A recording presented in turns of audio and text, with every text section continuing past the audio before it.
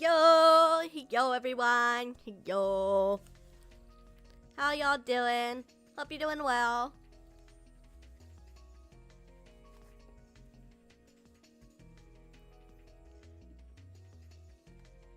Hello, nerd. Hello, Sarande. Hope you guys doing well. The muse is potentially girl dad Yanagi. That's going to be a thing, apparently, according to the CG that I saw. I want girl dad Yanagi so bad, I feel it in my bones. Girl dad Yanagi lives in my brain rent-free. Oh shit, I forgot this was happening.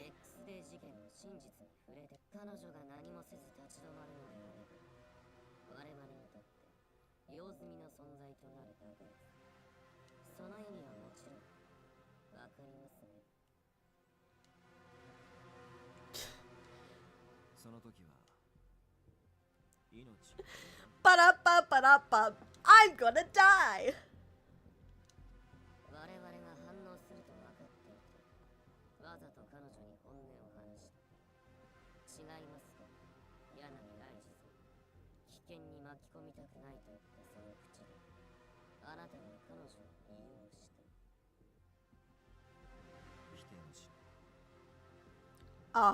Okay. Yanagi showed no signs of wavering. He merely nodded quietly, agreeing with the voice from the caller.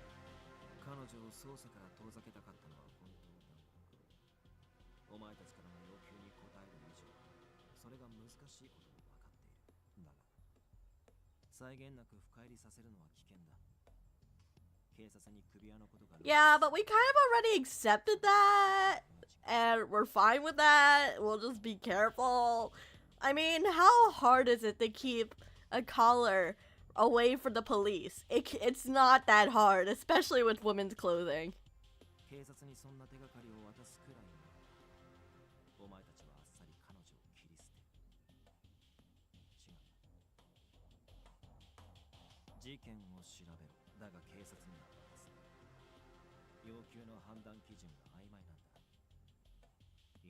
He's so hot for this.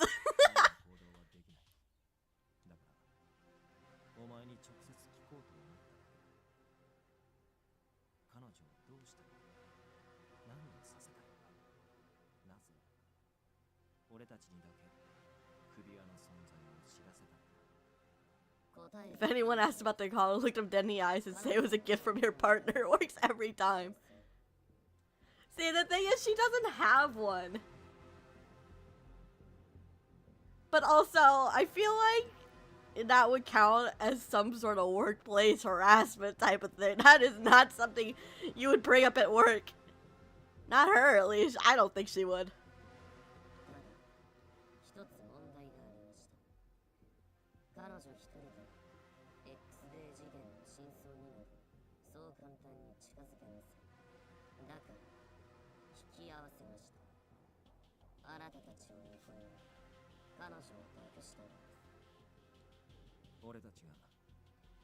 Hi Nanashi, welcome to stream.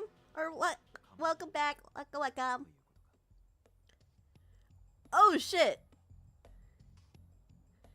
Thank you for the bit. What the fuck? Thank you. This is the first time I've gotten bits.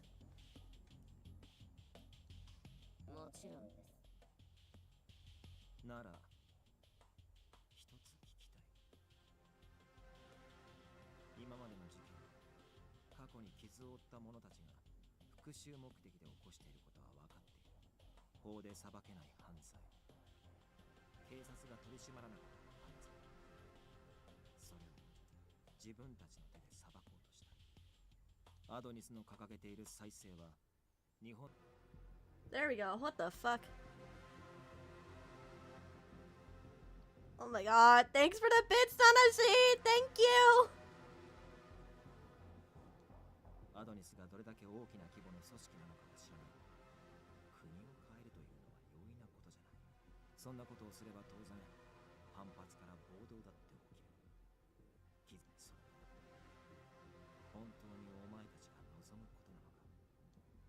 Yanagi's tone didn't seem to be critical of Adonis. He was earnestly questioning this person, who might be the ringleader of the terrorists.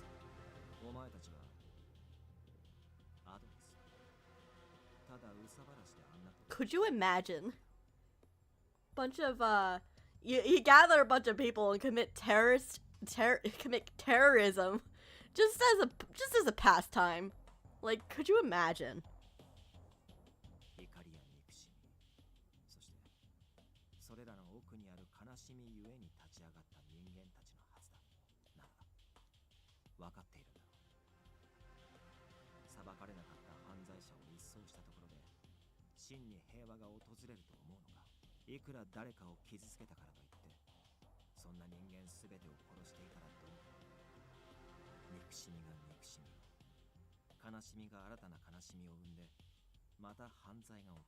The cycle of hatred.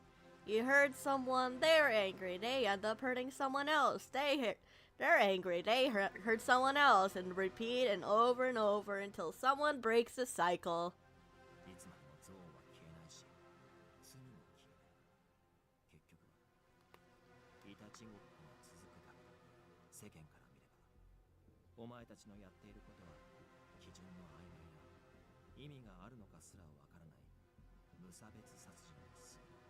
Damn, Yanagi, go off. He was negative, but he wasn't chiding them. It also didn't feel like he was trying to provoke them into revealing information. It seemed like he wanted to win them over.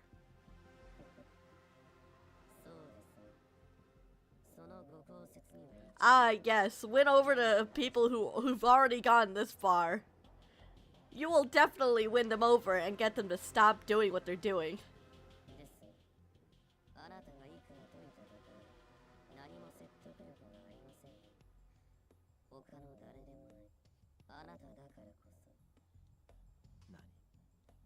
Yanagi glared at the caller.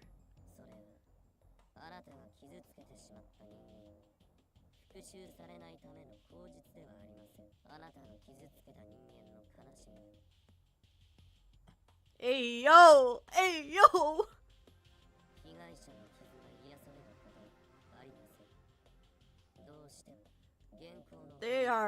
They're suddenly going off on Yanagi. Come on. Chill.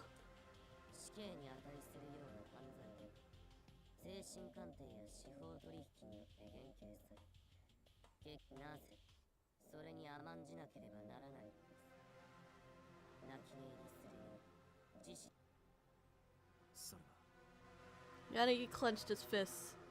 Their argument did have some merit to it. The law couldn't completely heal the victims. That's true, but I found it a little odd that Yanagi had been badly shaken by the retort. But right now, more importantly, that's why your way of doing things is wrong. I had to let the people behind the collar know just how I really felt. Are you trying to tell me to study the vagueness of the law and policing impotence? I'll learn about them anyways and pursue the X-Day cases, won't I? I'm sure I'll learn things that make me want to believe the police are wrong. But even so, I can't acknowledge what your group has done is delivering justice. You may want to purge all criminals from this nation, but your own actions have victimized people guilty of nothing at all and have caused them devastating sorrow as well. Copycat crimes have emerged, and your order has deteriorated due to the quarantine. Many kids don't feel safe enough to even attend school. Are you willing to ignore their pain? Will you dismiss them as a necessary sacrifice? That makes you exactly the same as the police. You're like a law that doesn't save victims. Are you really fine with that? No immediate agreement or riposte came. Yanagi also kept quiet. For a while, silence enveloped the rooftop. I felt like the speaker on the other side was thinking about something.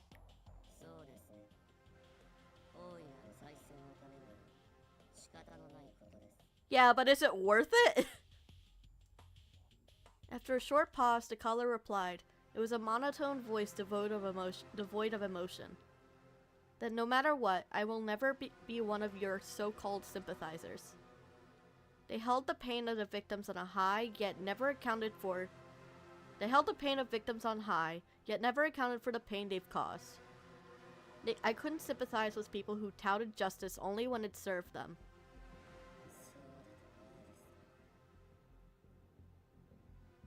Huh?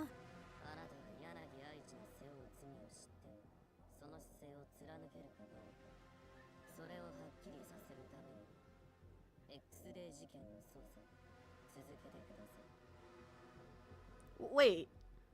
They appear to be ending the conversation. Sensing this, I raised my voice. Oh god.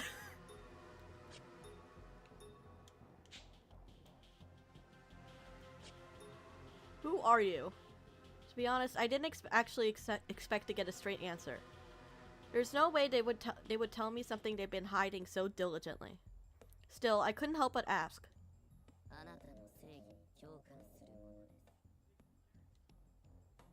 My sense of justice.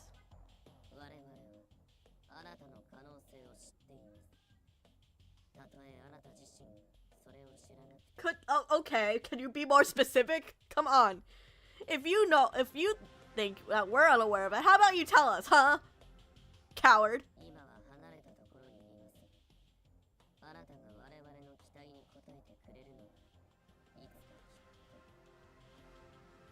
Wait, what's that supposed to mean? The voice cut off while I was in a daze. No further response came from the caller. And he called a potential woman by the antagonist. What is this slander? It's bullshit. Like, come on, cut me slack. Yanagi and I stood stock for a while, just eyeing the caller, which had ceased communication. The awkward silence continued for a while. Yanagi was the first to break the silence. No, don't worry about it.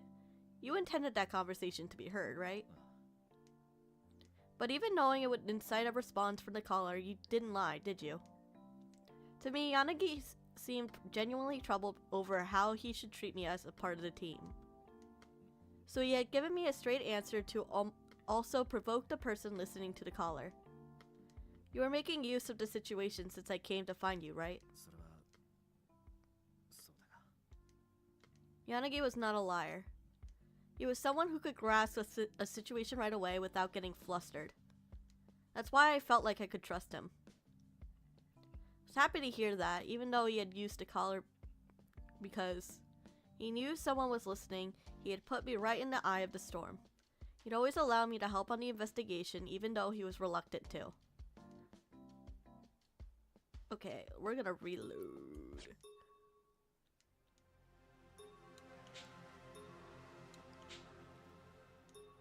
Why me? Powerless. I was just a powerless rookie police officer. I had no direct connection to X-Day cases. I didn't think I was tied to Adonis's goals. Again, the caller was silent for a time.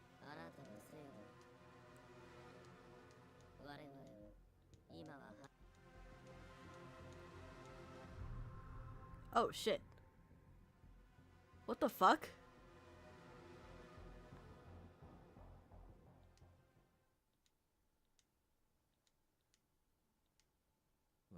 What was that? Huh?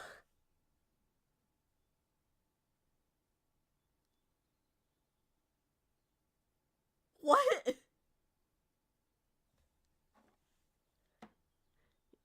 Yanagi was first to break the silence.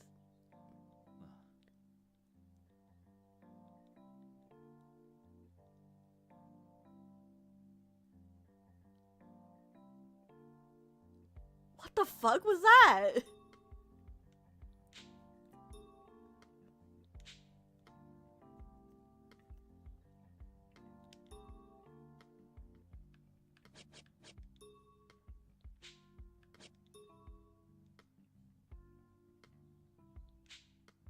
Inflicted with purple. What the fuck?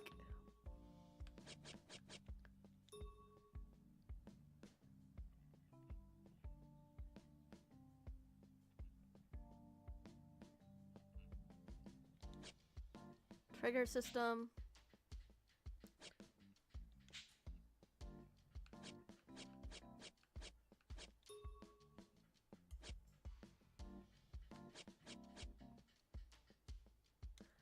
I'm looking this up. What the hell was that? Purple effect. Color X Malice.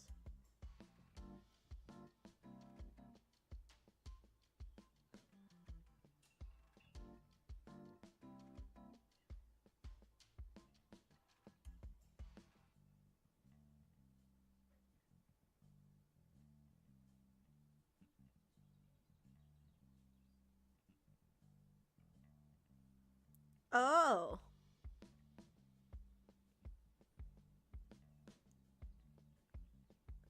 So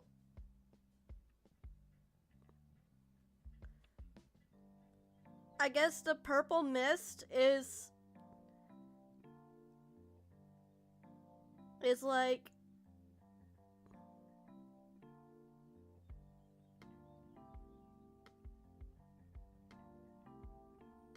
okay, it's representation of a bad ending.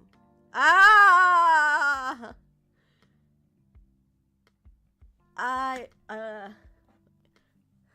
Okay, okay. It's fine, it's fine.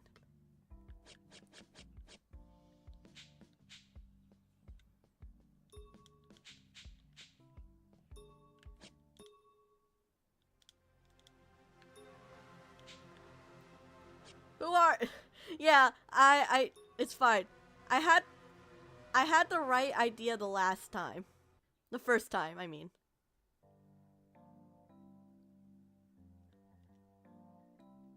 Oh, fuck. Fuck.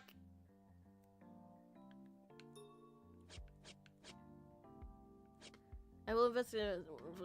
I don't want to pretend it's someone else's problem. I don't want to let it go like that. So if you think I can be of use, then use me. I'm glad to be of service. All right. Yanagi sighed. Perhaps I had gotten through to him, or perhaps he'd just given up. She's stubborn, so I wouldn't blame her. I wouldn't blame him. That's the first time I've ever gotten the purple mist. To be fair, though, I haven't been playing the game outside of streams. Later that night, ugh, I had a dream. It was this dreary, suffocating nightmare.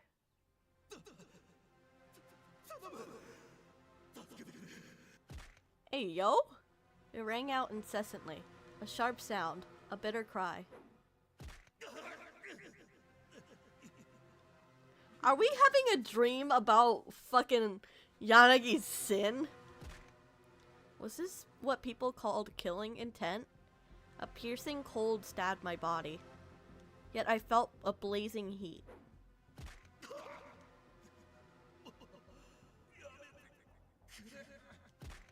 Stop! Stop it! It was terrifying. The sound of someone being beaten and the faint screams of a man. Stop it! Stop it! No! You can't do that! No! Cried out in my heart. With a start, I leapt to my feet. That's when I realized I'd been dreaming. I inhaled deeply to calm my ragged breathing. That dream again. It's a nightmare that recurred sometimes, especially when it especially appeared when I was very tired. I couldn't remember when I first started to have this dream. I must be tired. Anyway, it had woken me up.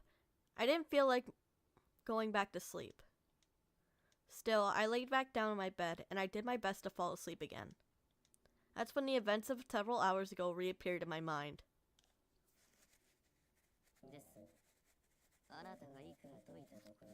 Yeah, cutscenes. Is this where it's revealed that Yanagi and the MC has had met before? I wonder what happened in Yanagi's past. We had parted ways right after that. I was curious, but I didn't press the issue.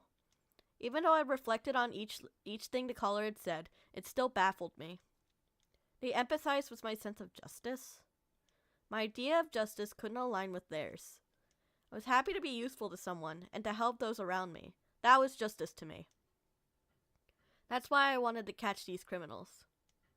I guess it did make me feel rage towards those robbing the public of their lives.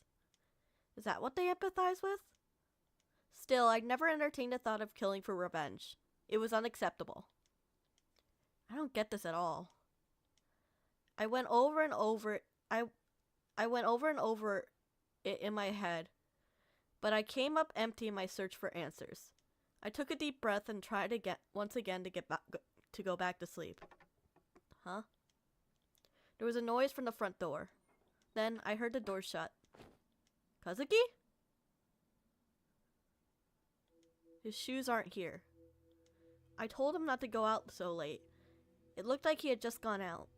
Where did he go? Maybe he was going to Akito's. I didn't know their phone number though. With no idea where Kazuki had gone, I peeked into his room for a clue. Looking around his disorganized room, I realized something was missing. His guitar! He's gone to band practice! His guitar is gone. He had taken his guitar with him. At this hour? Anyway, I should go after him.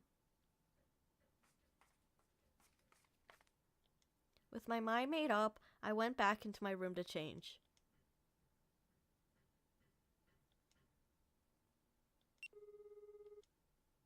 No reply, huh? I tried calling him, but it wasn't working. I couldn't get through to Kazuki. Kazuki didn't like me. Even if he didn't notice my call, he'd probably just ignore it once he saw my number. But a murder just happened yesterday. Anxiously, I sped up my pace. I still might be able to catch up to him.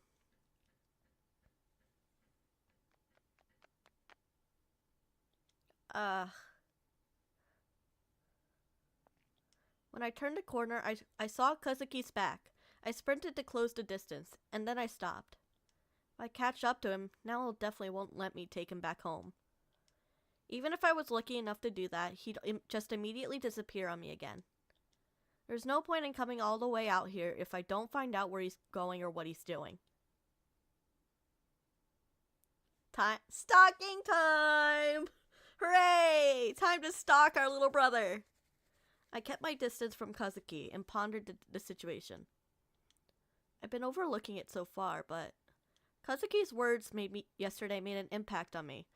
Even my brother was plagued by uncertainty about the future. As long as Shinjuku was in this state, there's no guarantee that he wouldn't get targeted by one of the incidents.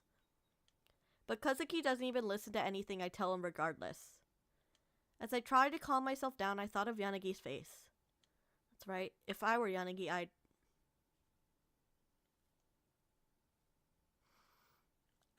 What do I... Oh, I don't want a quick load. A quick save. Look, if Yanagi was here, he would discreetly follow him on his own, because that's what he's been doing this entire game, doing everything on his own. But I feel like the correct answer is to ask for help. So, he might be sleeping right now. I would really feel really bad if I ended up waking him up, but when I assessed the situation, I didn't think I could handle it alone. I felt like I should call for backup first. Rationalize this, I sent a text. Sorry to bother you at this hour. My brother's stuck out of the house. I'm tailing him. I don't think I'll be able to bring him back by myself. So if you're still awake, could you please lend me a hand? Oh, please! Please help me out!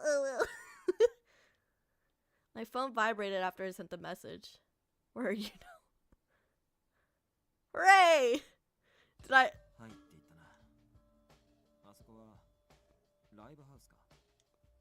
Yanagi peeked out from the shadow of the building, whispering as he checked its sign. Yanagi had seen my text and hurried over immediately. I couldn't be more grateful to him. I'm sorry, you must be busy. I didn't want to make you come all this way.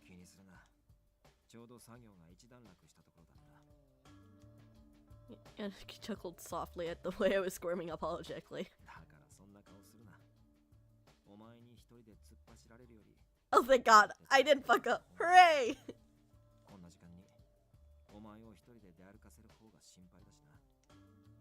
Thanks. I was a police officer, so I felt pathetic. But I felt like this wouldn't go well if I didn't have backup. About Kazuki, my brother. I'm really not sure how I should treat him in a lot of situations recently. I can't really say that we get along, but I'm worried about him.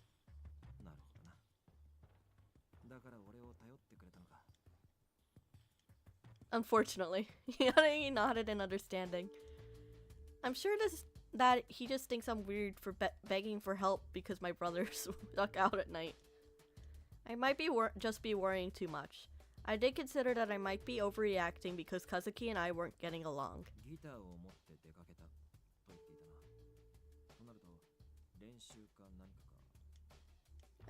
No. I've never heard him talk about any concerts, but I think he has an interest in music. He also has a lot of CDs in his room, and I think he enjoys playing the guitar, but that's pretty much all I know.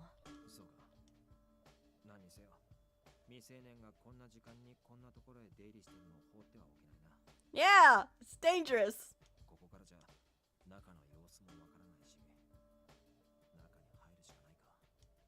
Yeah. Yanagi slipped out of the shadows and headed for the concert club. I jogged behind him. Nervously, I watched Yanagi as he reached for the door to the concert club. Just then, the door opened from the inside, and a young man came out. I only got a glimpse of what was inside the building looked like. Words. Oh, it's Ishiki! When we were trying to look inside, then a man who had exited the building spoke to us. It was natural he'd be wondering why strangers would be at their door at this hour. I'm Kazuki Hoshino's sister. My name's Mary. My brother snuck out of the house a bit ago. I think he came here.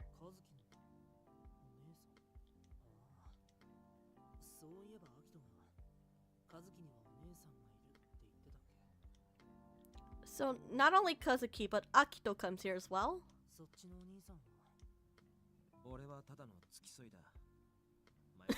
What a gentleman.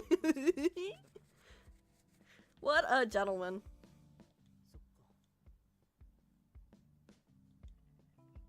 What does my brother do while he's here? And would you mind telling me your name? Yeah, he doesn't. God damn it, it makes me worry. Eh.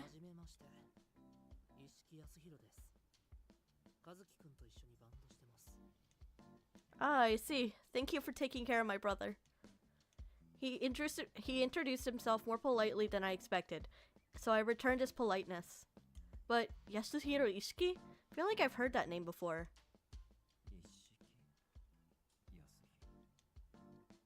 Yanagi muttered the name and narrowed his eyes.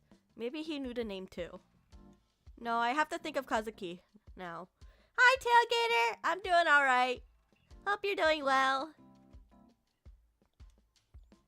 May I go inside? You're practicing in the same band, so I assume he's practicing. Kazuki's still in high school. It worries me when he goes out this late. The city's especially dangerous lately.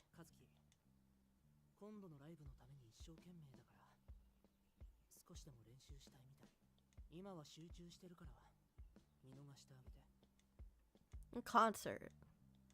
This is the first time I've heard that Kazuki was in a band, and that he played in concerts. I had a mountain of questions, so I couldn't just ignore this. But I couldn't think of what to say.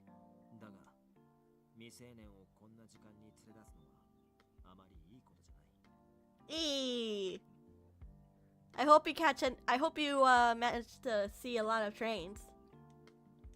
Yanagi, who had kept quiet, rescued me from sinking into the awkward silence.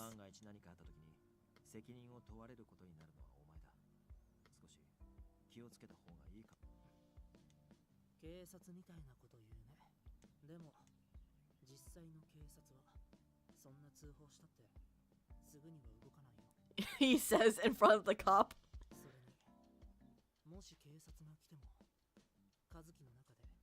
お姉さんの印象が悪くなるだけ。多分より意地を張ると思う。だからやめておいた方がいい。 That's 一色さん、ドア開けたまんま何やって。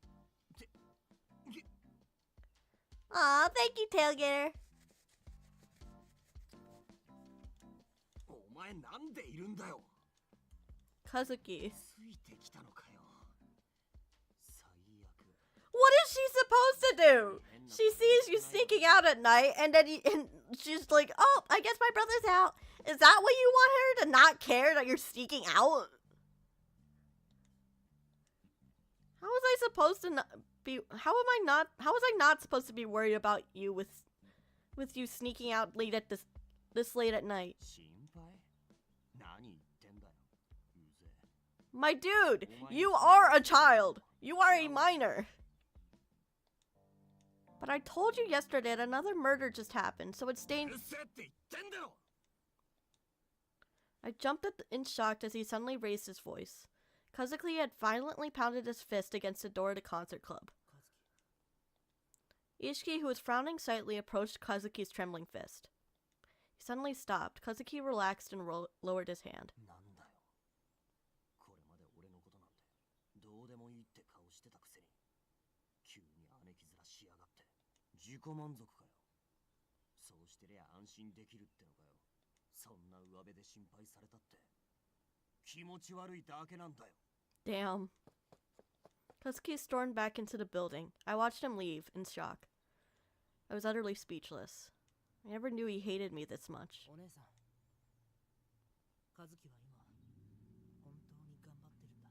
心配なのはわかるけど、今はおとなしく見守ってあげて。 How is that gonna fix anything? Mr. Ishiki. ライブとか言ってたな。そのための練習か。そう、今度やるんだ。和樹、すごく気合入ってて、一生懸命練習してる。本気で音楽をやっていきたいって思ってるのがわかるよ。だから応援したい。 Kazuki? Really? そう。 I didn't know that. I hadn't even tried to find out. I really don't know anything about my brother. Maybe it made sense that Kazuki would hate me so much. この調子じゃ強行手段にでも出ない限り帰る。 Yanagi. さすがにそれはまずいだろう。力でねじ伏せても弟は納得しない。 Yeah, but 少しだけ安心した。 Huh? アキトからお姉さんの話は聞いてた。和樹とうまくいってないってことも。和樹の音楽への熱意は本物。でも what do you mean? 誰かに認めてもらいたいから、いつも焦ってるように見える。悔しさとか情けなさとか。 Dude, these fucking siblings need therapy. They need therapy. They desperately need therapy. 俺の想像だけど、和樹の Me. お姉さんも和樹を心配してる。悪い人には見えない。だから俺は安心した。和樹のことを見守ってあげて。 Mr. Ishiki. ごめんね。朝にはちゃんと返すから。それじゃ。 The door finally closed. What now? これ以上食い下がらない方が良さそうだが。 Huh? A voice greeted me from behind. It was a disturbingly cheerful voice. Fuck, it's this bitch! Good evening? 誰だ？ I turned around to see a strangely dressed girl. Was she cosplaying? Should be asking that. It isn't safe to be loitering at this hour.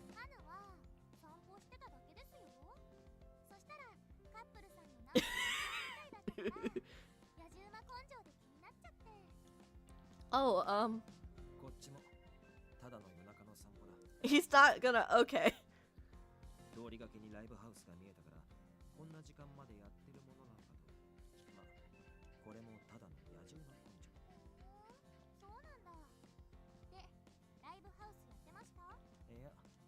今度ライブをやるらしい。ああ、やっぱり今度ここでやるライブ、花とっても楽しみにしてるの。もうね、すっごいんです。お兄さんたちも絶対夢中になっちゃいますよ。そうか。いや、はーい、お兄さん優しいですね。それじゃ。Thank God. Fuck, she's gone.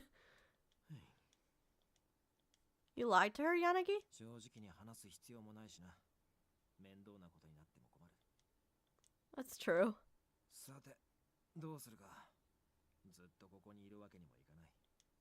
Yeah, speaking of tomorrow, I have to go into work. And if an emergency call came in, I'd have to head in immediately, no matter the time. It was feasible to wait for Kazuki, and if even it wasn't feasible to wait for Kazuki, and even if I did, there was a chance that he wouldn't come straight home anyway. ああ、そうだ。いい手がある。 Yes? Yanagi suddenly turned around as if possessed by a good idea. He spoke to empty air. 岡崎、そこにいるか。 Of course he's fucking there. Okay, that's my man. That's my man right there. 何柳さん。 Of course he's there. I love him. For some reason, Okazaki was really there. He was wearing his standard innocent grin. Where did you come from? 柳さんが慌てて事務所を出ていくから、何か大変なことが起きたのかと思って。 Oh, you really are a ghost. That's my man. That's my man. In other words, you followed Yanagi, but you didn't seem to think you did anything creepy. いや、それほどでも。 It wasn't a compliment. で、岡崎、せっかくこんなところまでついてきたんだ。一つ仕事していけ。え？ Okazaki blinked.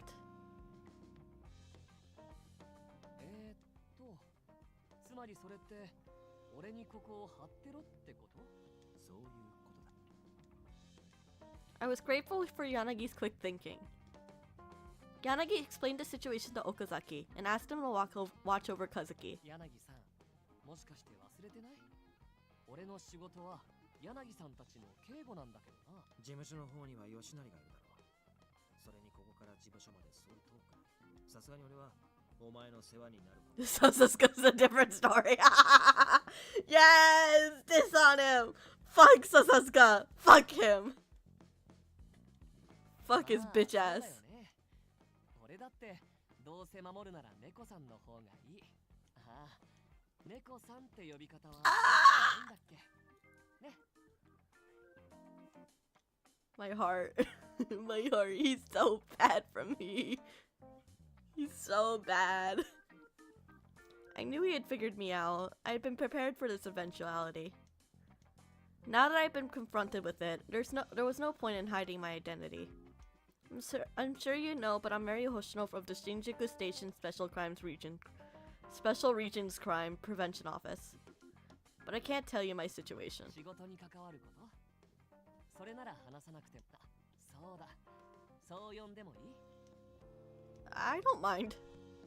Kazaki was so carefree. He showed no apparent intention of investigating me. It's nice to meet you again. I'm very worried about my brother. I'm terribly sorry to lay this on you while you're working on a mission. But could you please help me? そこまでお願いされちゃうとダメって言いにくいな。 After I pleaded with him, Okazaki seemed to be seriously considering my request. While pondering the request, Okazaki looked over at Yanagi. Yanagi said all he was going to say, so he broke eye contact and looked up the sky. Okazaki sighed. わかった。お願いされるよ。 Really? 一つ条件があるけど。 Condition? What's that? 連絡先交換してくれる？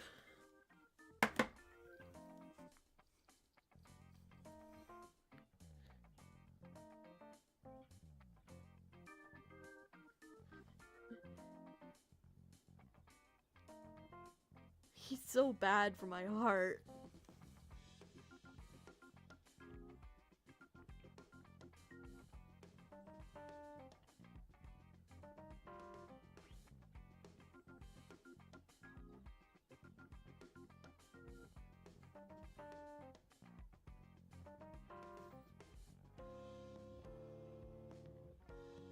Hold on.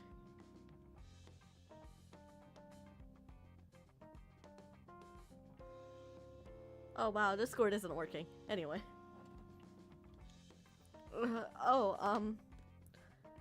I shifted my weight uneasily and looked over at Yanagi. 連絡先くらいならいいんじゃないか。 Man, they wouldn't understand. やった。お父さんの許可も出たことだし。ね。Hear me out. 誰がお父さんだ。あと、これからはもっと君のこと教えてほしいな。 He's so bad for me. Fuck, my heart. Okay, within reasonable limits.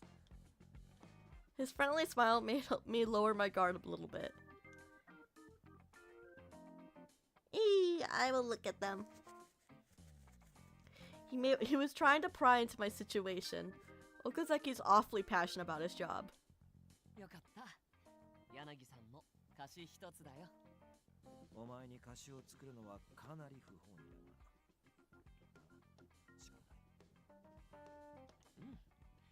利子いっぱいつけるから覚悟しててね。とりあえず、あとは頼んだぞ。俺たちは。With that, Yanagi turned to leave. はいはい。何か動きがあったら連絡するよ。Thank you, Okazaki. 弟くんのことは任せて。I love him.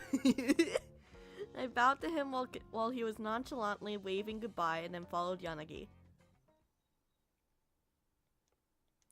We had left Okazaki to handle things here. We walked through the darkness of Shinjuku. I wonder if that was okay. 何がだ。 Asking Okazaki to do that. As Okazaki had stated, his real job was to protect Yanagi's team. I was worried that he might not properly look after Kazuki, but that wasn't all.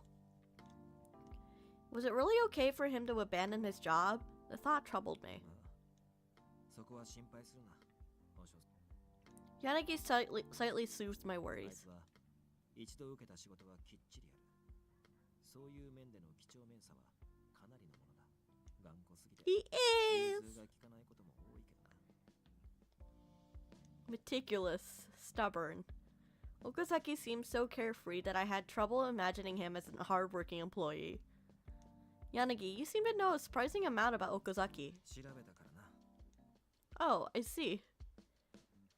I suppose if he's observing you, that you would want to know more about him. とはいえ、SP の情報は調べにくい。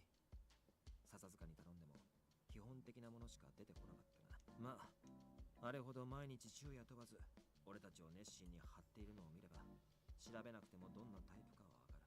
Yeah! Indeed. 何度追い払っても勝手に入ってきて、時々普通に榎本と雑談してたりするし。 I can totally imagine that. こっちが望んでなくても人格を、まあ、仕事に対して真面目なのは間違いない。 What did he say? We've had enough unwanted contact with him to construct a full psych profile. When he said it so plainly, it gave me a feeling of security. それに引き受けたからにはあいつなりにメリットがあると踏んだただのボランティア精神であっさり利用されるようなやつでもない。だからお前 If it's him, I don't mind it. Right. Yanagi has an impressively thorough understanding of Okazaki. That might explain why he didn't try and throw off his minders, even though he knew that he was under police surveillance. あいつは現職の警察官だから万が一何かあった時には動きやすい。 SP なら警戒もされにくいだろうからな。普通の警察官だと意識を警戒させるだけだ。 Ah, and then I remembered something. I thought I heard the name Ishiki before, and the hostile attitude he seemed to have towards the police. That's right. I think I've heard that name before. A few days ago, I was trying to memorize a mountain of X-Day files. His name was one in them. Yasuhiro Ishiki. He's related to the May X-Day case. ああ、そうだ。 Yanagi had probably recognized the name right away once he heard it. Yasuhiro Ishiki. He was one of the people mistakenly arrested by the officers who were victims in the May incident. He was under suspicion of being one of the perpetrators in May, motivated by revenge. ほんの一瞬だがな。完璧なアリバイがあって、すぐに候補からは外れた。But even if he wasn't a suspect, it meant that someone tied to X-Day was also tied to Kazuki. The reality of that hit me, and I grew even more anxious. It felt the chance of Kazuki getting entangled in an X-Day case had skyrocketed. Well, it's not Yasuhiro you're gonna have to worry about. It's two other people that are tangled with him. I attempted to stifle a yawn with my open palm. In the end, I didn't get any sleep at all. Yes, you've reached the SRCPO. 昨日からずっと不審な車がうちの前に止まってるんですよね。中に誰もいないんですけど、ちょっと不気味で、巡回ついででもいいんで見に来てほしいんですけど。Understood. Please tell us your address. We'll send a team to investigate immediately. 来てくれるんですか。助かります。住所は。While taking report after report, my mind wandered to the events of this morning. After that, Okazaki had given us real-time updates on Kazuki until he returned home. I was impressed. He even sent us photos. Okazaki is really meticulous. I was relieved to see him get home, and I gratefully thanked Okazaki. But it was time to go to work, so I never got to see my brother after that. Phew. Huh? Really?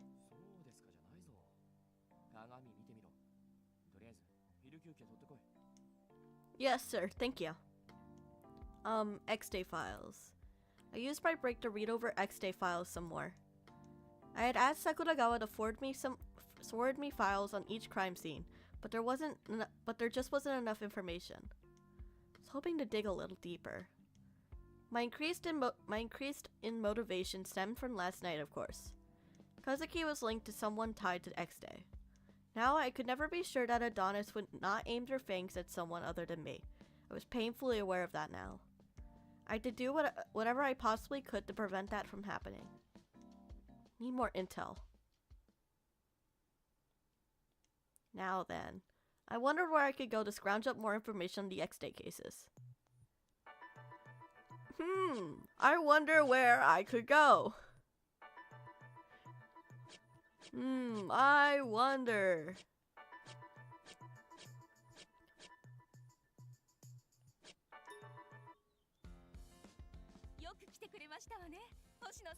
Mukai!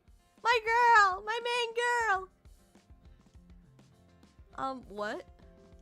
When I poked my head into field support, Mukai greeted me graciously for some reason.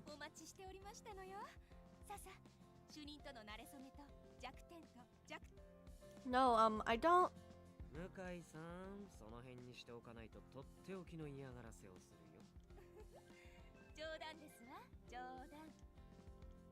That didn't sound like a joke to me, cause it wasn't. ところで、君は昨日の事件のことで。Yeah, I was wondering if there was any new developments. 容疑者は絞れたみたいだけど、それ以外は特にかな。 You see, thank you. But narrowing down the suspects could count as development. Even if the rest of what Shiraishi said was sarcasm, he'd given me a bit of his info. Cool.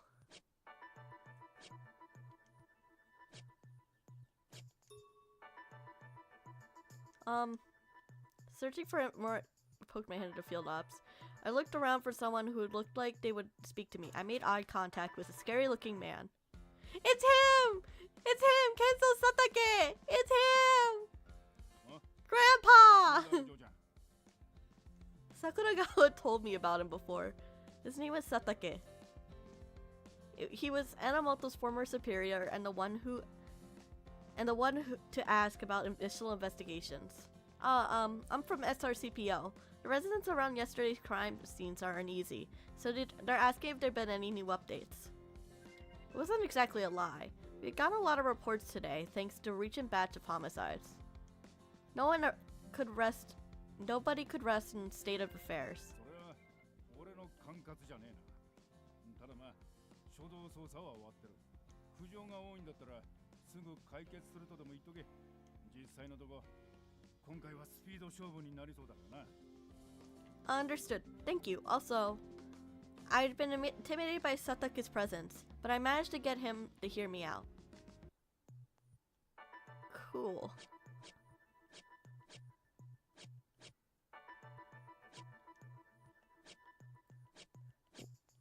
Friends, maybe...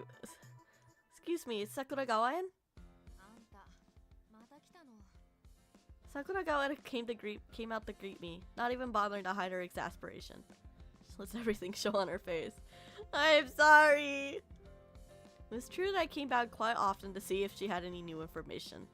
I couldn't deny that I was being persistent. I was wondering if there's been any new developments on yesterday's homicide. なくはないけどね。焼死って遺体の損傷が激しいからいろいろむずくてさ。Data!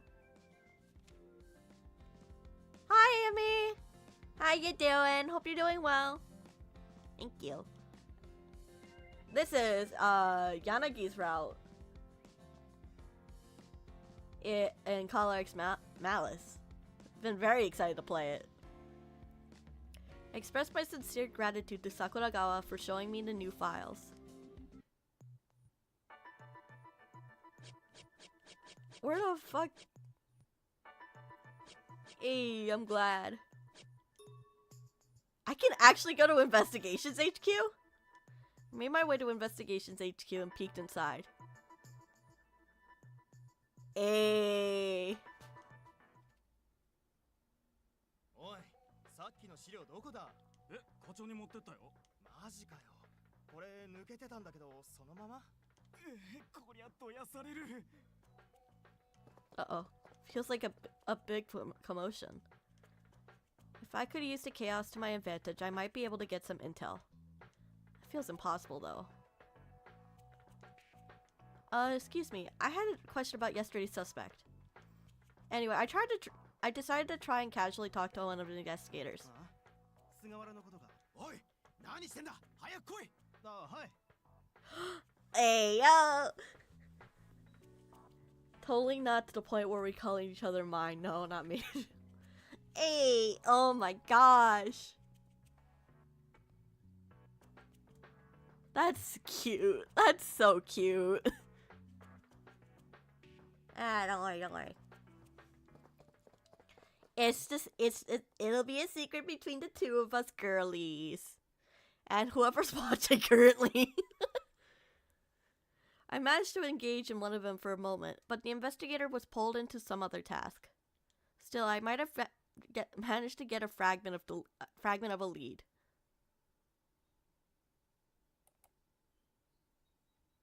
When I returned to my desk, I sat down and let out a satisfied hum. I felt like I gained some information, but it was all just scraps. None of them was critical information that would have an impact on the case on its own. Can't keep progressing like this. Look. At least it's something. What's up, Emmy? What's up? I don't know if you know, but me and her... Ooh! I'd like to see that. I heard from Nerd that you're making a deck based on Keaton, and I was in it, and I was like, ooh! I heard I have a chaotic effect or something like that. My inexperience as an investigator meant that I was useless if I couldn't get good intel.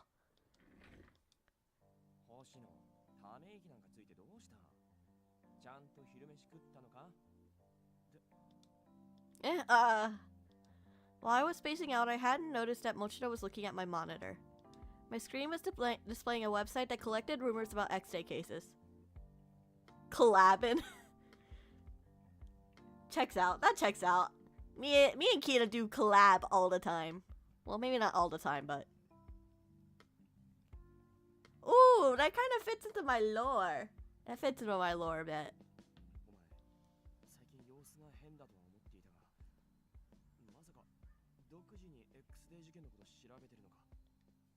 I guess. Well, I'm a Tanuki. I can transform. That's part of being a Tanuki. Disguise themselves. kind of bad disguises, but they're disguises. As usual, I totally spilled the beans. I couldn't lie to him, I had no choice. I shrunk down, ready for a verbal lashing. まあ気になるのも当然だ。俺たちの仕事が慌ただしいのも結局は X デー事件が原因なわけだしな。Huh? 怒られるとでも思ったのか？ Yeah, this isn't part of my duties, so... 俺たち特防の存在意義は区民の不安を少しでも和らげることだ。そのために事件について少しでも知っておこうと思うのは悪いことじゃないさ。I love Mochida. He's such a good work dad. 捜査状況が気になるのは俺も同じでな。実はこっそり調べてたりするんだぞ。Bye, Emmy. Have a nice time. What? You, Mochida? And two, Mochida? だから捜査の進展に貢献できるほどのものじゃないが。Mochida, sir.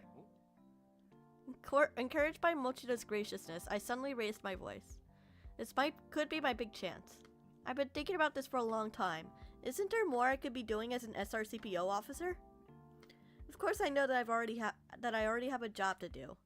But the X-Day deadline is closing in on us, and the frequency of crimes has started increasing as well.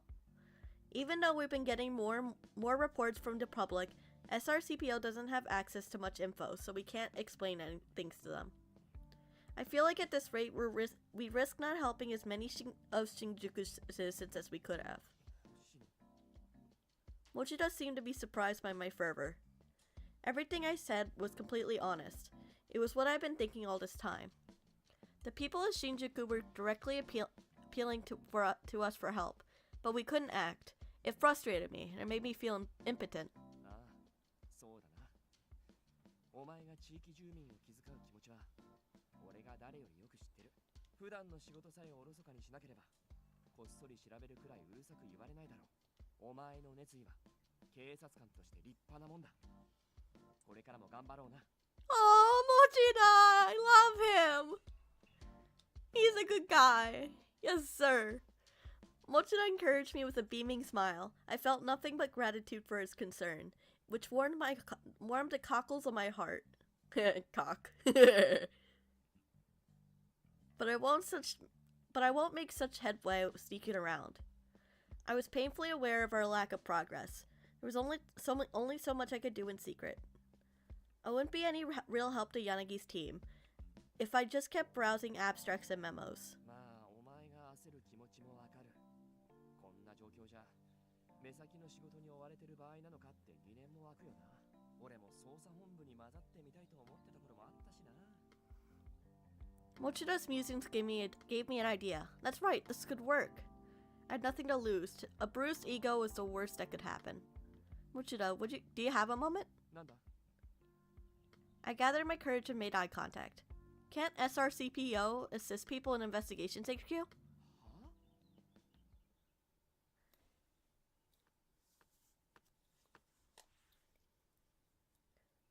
Mochida had brought me into the hallway to talk. He had been quiet. But after my suggestion, his eyes had gone wide. Possibly moved by my zeal, he had gone to argue for authorization. Couldn't hurt. Must be getting yelled at. Sir? いや、驚いていい。俺ももしかしたらこれは夢なんじゃないかと思ってる。What? 特防が捜査本部に参加する許可が下りた。Let's fucking go! Let's go! Hey, yo! Mochida, my dude! The goat! The goat! Really? I never actually expected them to give us permission. But this is fantastic. If I was allowed to work in investigations, new information would come my way at least. The officers that would actually work there would probably be more experienced than I was, but I'd take whatever I could get. Thank you so much, Mochida. Huh? This should be good news, but Mochida was being very still. Did something happen? Did they force some troublesome job on you in exchange for getting us permission, or? 独房から参加させるなら持田と星野そう指名された。 Huh? What does that mean? But why? I could understand why they picked Mochida, but I had no idea why they'd include me. There were other members of SRCPO who'd be far more helpful than a rookie like me. Now I'm nervous. This had gone too smoothly. No matter how green I wasn't so airheaded that I'd be thankful for the sudden stroke of luck. 最初はな、上司も何バカなこと言ってんだって予想通りの反応だった。特防が参加して何の意味があるってな。そのまま追い払われそうになってたところに、たまたま峯岸管理官が通りかかったんだ。で、話を聞いた峯岸管理官が、ぜひ参加してもらいましょうって笑顔で言い出して、正直意味がわからん。Oh, that's scary. That's scary. I see. Minagishi was an investigations bigwig. A single word from him was enough to grant our approval. I have a bad feeling about this. As you should. Minagishi knows. 全員揃っていますね。では、捜査会議を始めましょう。森岡さん、お願いします。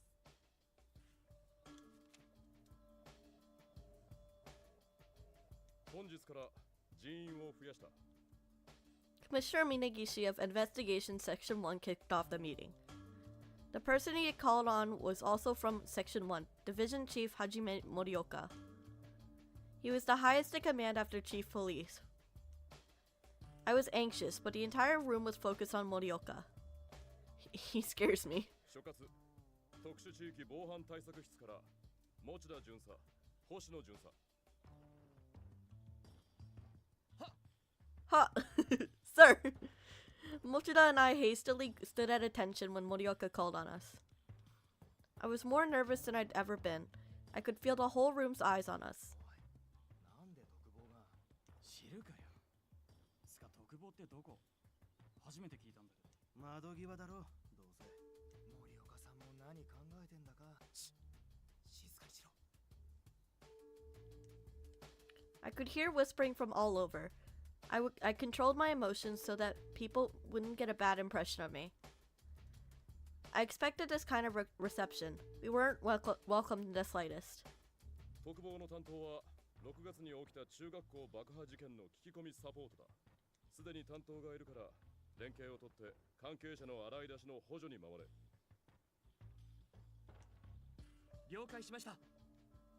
では各担当、本日の報告を。まずは組織犯罪対策課。 And that was basically how our first investigations meeting went.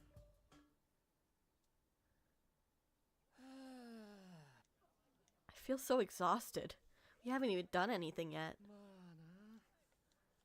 After the meeting was over, Mochida and I sunk into a pair of chairs, sighing heavily. Although we had been assigned roles for now, the detectives had told us point blank, we don't expect much from you, so stay out of our way. Damn! God damn! Okay, my dude. It was very demoralizing. I just felt mentally fatigued. 持田さん、星野さん、少しいいでしょうか。 Huh? As I was sighing again, I heard a voice speak from behind me. 峯岸管理官。ああ、楽にしてください。座ったままで。は。普段から区民の声を直に聞いている特防に参加いただけるのは我々としても助かります。今は些細な情報も見逃せませんから。 Right. He was undoubtedly just paying us lip service. Still, being told that at least made me feel at least slightly like I belonged. まずはこれをどうぞ。捜査本部に参加していただく以上、把握してもらわなければなりません。 Smiling, Minagishi handed us both a massive dossier. This is wow. There were several documents inside. Just from a glance, I knew what they were. SRCPO had never seen anything like this. They were detailed files of the X-Day crimes. It was exactly what I longed for. When Mochida saw them, he started sweating. I understand exactly how he felt. 私たちのような下っ端にいいんですか？良くなければ最初から渡しませんよ。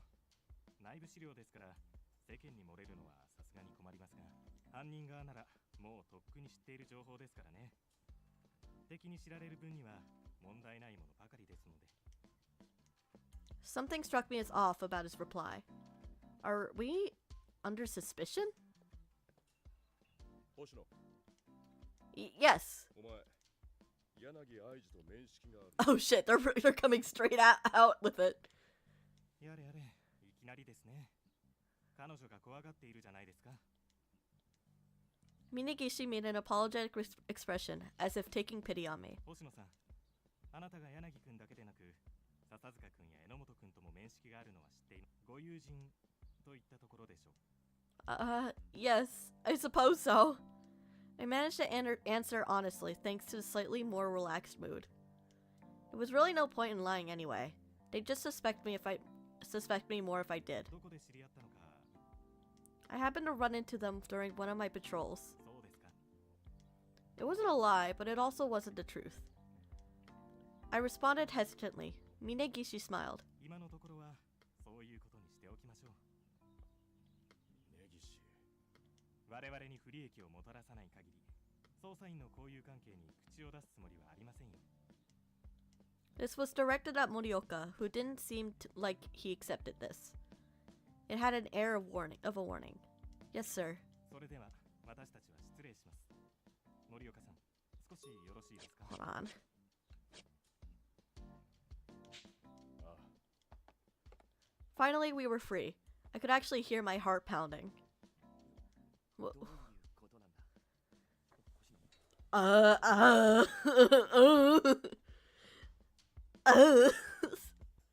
？I'm not sure either.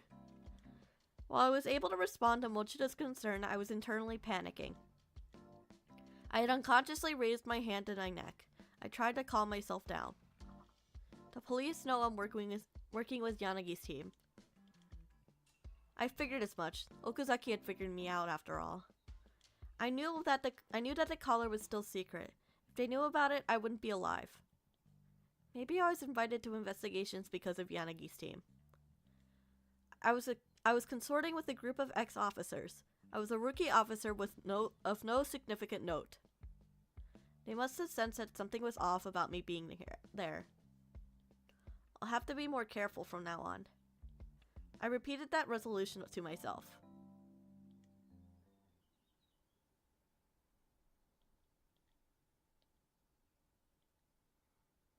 More information though.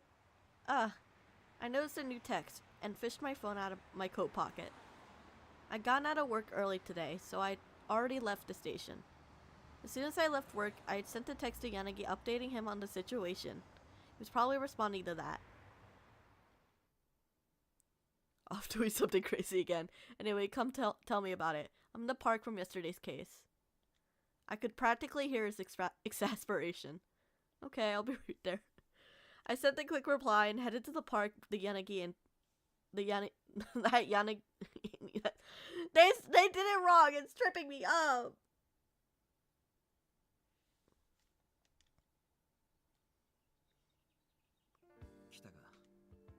Sorry to keep you. What are you doing here again? The park Yanagi had come to was the site of yesterday's incident. The investigators have all left, although the area was still under a police cordon. You came here yesterday too. I thought you'd finished examining the scene.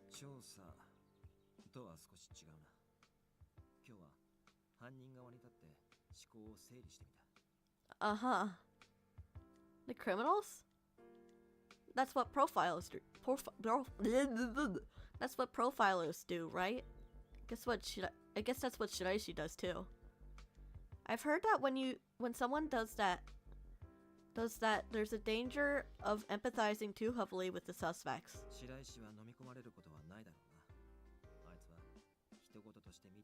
He really does.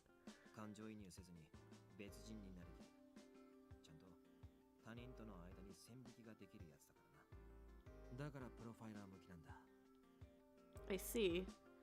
I felt like there was implications of what Yanagi said. It sounded self-depreciating. Maybe he thinks that he himself empathizes too deeply with the criminals. Of course, I couldn't ask him about that. Instead, I chose to bring up something else that I had thought of. I'm surprised that you and Shiraishi get along so well. ああ、白石とは警察にいた頃、かなり初期の頃から付き合いがあってな。付き合いが長ければ気心も知れる。考えてみれば、交友という意味ではあいつが一番長いかもしれない。That's a surprise. Somehow I thought you two were complete opposites. It felt like to me that you didn't know each other very well, despite you being friends for such a long time. 傍から見ればそうだろうな。Yanagi chuckled at my opinion. I rarely saw this side of him. He seemed to be enjoying himself. だが、あいつと俺は似てるところがある。Huh? お前はそういう風には感じないか？ I'm sorry, I just not seeing any way that you two are alike. まあ、外からだと見えないものには、やはり白石が苦手か。Guilty. I still don't know much about him, but I can never tell what he's thinking. あいつは変人だが、不器用なだけだ。コツをつかめば、それほど憎めないやつだぞ。Awkward? I had trouble just accepting that. That didn't seem right, like the right word for him. But Yanagi had known Shiraishi much longer than I had. I didn't know all that much about Shiraishi. I didn't know Yanagi that well either. それより、捜査本部に乗り込んだってどういうことなんだ？ I didn't exactly join them per se. We just decided to ask if we could help, and they assigned us to the team for some reason. But now I finally get the newest, most detailed intel from HQ. Though, it seems like the price for that is that Morioka's keeping a sharp eye on us. I'll have to move more carefully from now on. I'll do my best to gather better information and support your investigation. I had to be more careful now, but the situation certainly wasn't bad. If I had access to information in real time, that would definitely be of help to the team. Yanagi had a slightly dour expression when he saw how fired up I was. 星野、無理してないか？ Huh? 動いていないと不安なのはわかるが、焦ると周りが見えなくなるぞ。I knew that I was trying a little too hard, but it was painful to hear it say out loud. It all started last night. So far, I've been focusing on my work and ignoring my little brother. Even if he hates me, he's still my brother. I want to do whatever I can to protect him. But Kazuki's human too. And unlike me, he has aspirations for the future. I realize I can't just protect him while the world around him isn't in peace. I've come to grasp that now. As long as Shinjuku's mired in chaos, Kazuki will never feel like he's safe, even though I'm protecting him. そうか。 Yanagi had been listening to me quietly. I was thankful for his patience, but now I felt a little embarrassed. I was pushing myself, but not unreasonably so. I was about to explain that when...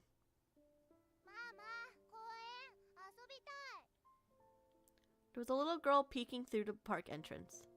The child gawked at the empty park with shining eyes.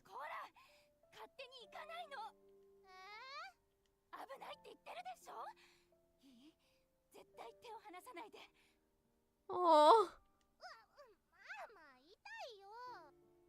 A woman who had appeared to be the girl's mother rushed in and roughly yanked her away. It was a hysterical overreaction, but one that had become the norm in this town. She's so on edge that she didn't even seem like she wanted to take the girl out on a walk. She'd regret it forever if anything happened, so it was natural that she was so cautious. But they apparently couldn't just stay home. After all, humans are creatures who are driven to go dump things out of habit. Come to think of it, I was about the same age as that girl. The thought that slipped out of while I was thinking about a memory of my childhood. When I was in kindergarten, I used to get along really well with my brother. We held hands and went everywhere together. But when Kazuki was little, he was much more talented than I ever was. Bad parents deployed a male dad. No!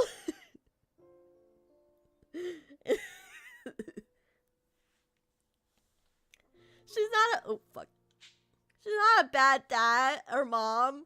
She's just paranoid. I'd say male wife, but this is a man. He's girl dad. He's a girl dad. He's so girl dad coded. Our parents always spoiled Kazuki, and were always complimenting him, and never expected anything out of me. It got me pretty down. But things changed around the time I started going to elementary school. It was when we came to Tokyo as a family.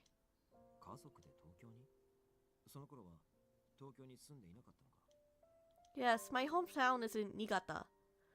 I think we traveled to Tokyo to visit some relatives. Then I think we got caught up in some kind of incident. Well, I say that, but my childhood memories of it are kind of sketchy. All I really remember is that I was really scared. The fear I felt was so powerful that it left behind some strong memories. I thought I had always remembered it all. But just now I recalled a certain portion of the experience that had faded. When it was over, I made it safely back to my family.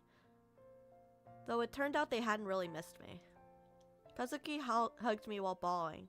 He held me so tight that while the tears flooded. I'll never forget how Kazuki was that day. That's when I decided I had to get it together. I was Kazuki's big sister, so I didn't have the luxury of sulking through life. I still remember the look Kazuki had while crying, but I've forgotten the vow I made. I failed to properly watch out for my brother.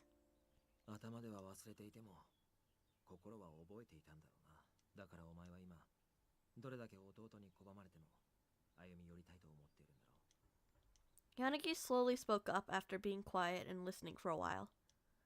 Drawn in by his manner, I looked to Yanagi.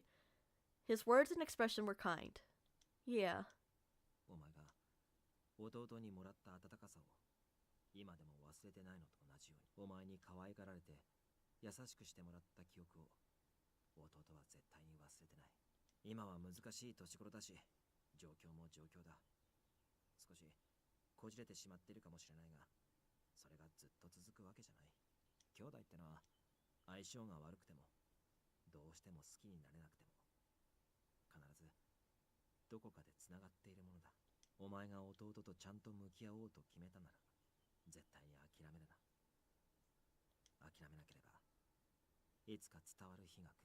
Aww.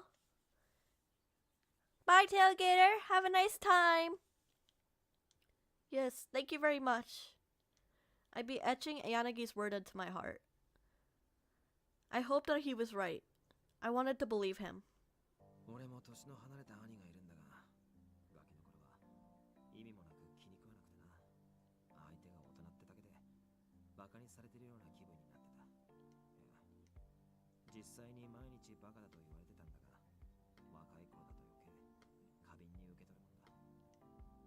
He called you an idiot. It makes him sound just like Sasuke.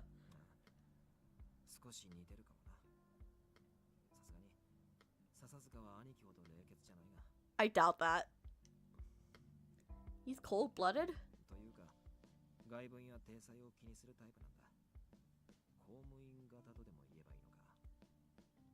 Okay. Yeah, I think I know what you mean.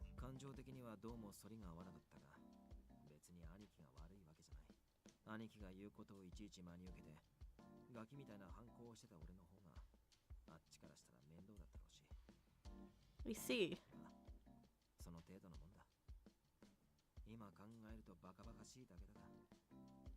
It's kind of charming to imagine you losing your temper at everything your brother says. But it really makes me curious. What exactly were you like when you were little? I'm hugging you back.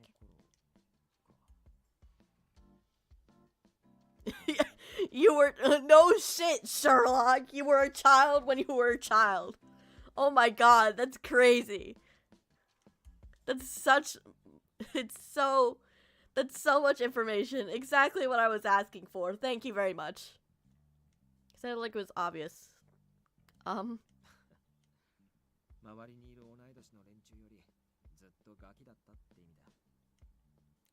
It was hard for me to imagine the mature Yanagi that I knew as a child.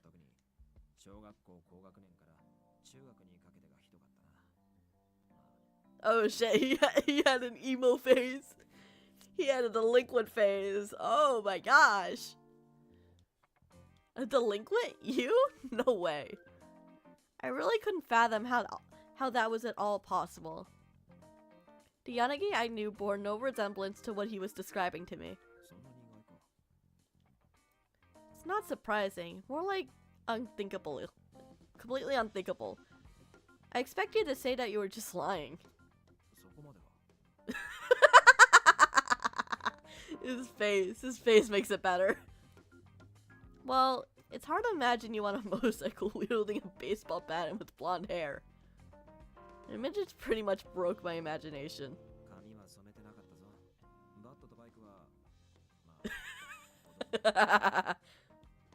Close enough.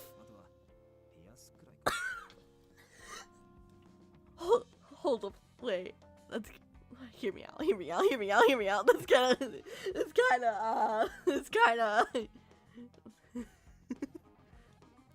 piercings? That did it. My mind had broke. He had to be playing a joke on me. What about the way you talk? Did you roll your R's and stuff like that? Where were the piercings? Pictures or it didn't happen. Probably on his ears, but I kind of want to see that.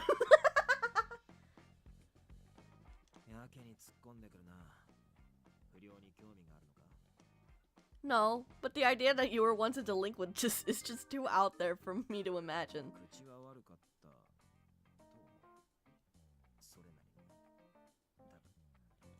Could you maybe talk a bit like you used to?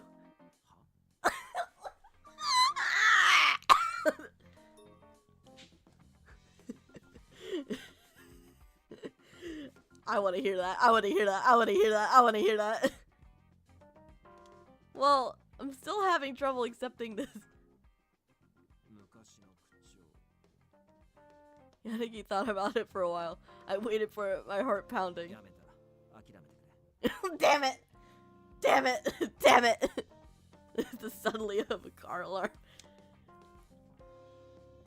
Hear me out.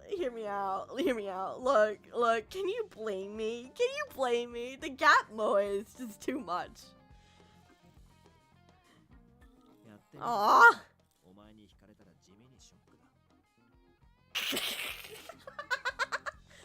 Look.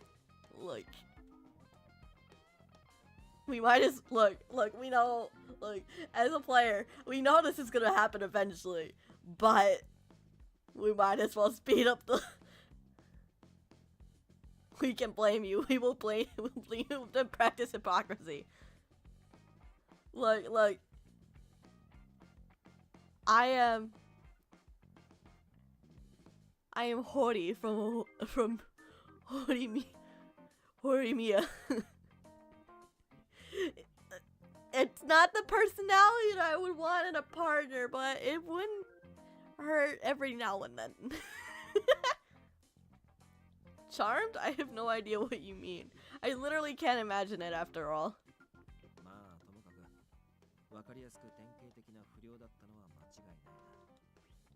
This world is really full of wondrous mysteries.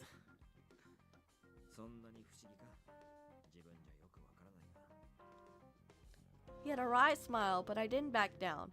When I firmly nodded in agreement, Yanagi just shrugged. Your evenings where one needs someone to curse them out in a certain setting. For real!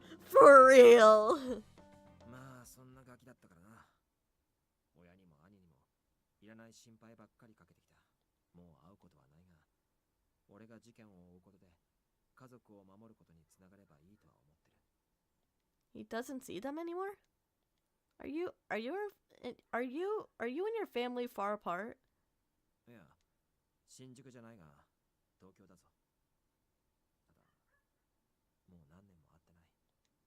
Eh?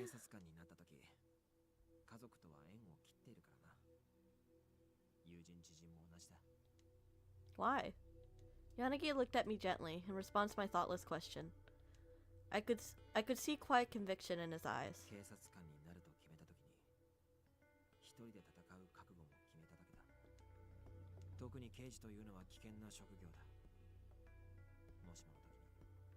自分の立場が大事な人の足かせになるかもしれない。それが嫌だっただけだ。 I understood the logic. Still, it was a drastic determination to sever all ties to his previous private life. You told me a reason why you quit the police is because you wanted to protect everything. Is that also why you cut ties with your friends and family?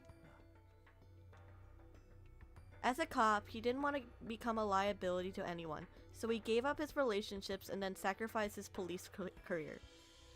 Everything Yanagi did was to protect others. He had no qualms about self-sacrifice. Why does he go so far? It's true that when you're the police, there are things you can't protect because of the rules. But does quitting the police give you the ability to protect everything? Isn't it impossible to protect so much? I didn't voice my concerns, but they existed. Perhaps my thoughts took this route because I was aware of my own powerlessness. Yanagi looked calm. 実際、警察にいた頃は多くのものを守れた。誰かの助けになることが自信にもつながった。それでも守れないものがあったのは、警察という組織そのものが悪いわけじゃない。俺が弱かったからだ。ただ、いざという時に犯罪者を撃つ覚悟を持てなかっただけだ。たとえ人を傷つけた加害者でも闇雲に命を奪っていいとは思わない。罪を償わせるために相応の罰は必要だ。だが、事件解決のために犯罪者の命を消せばいいなんて。I had a lot of thoughts in response to what Yanagi said.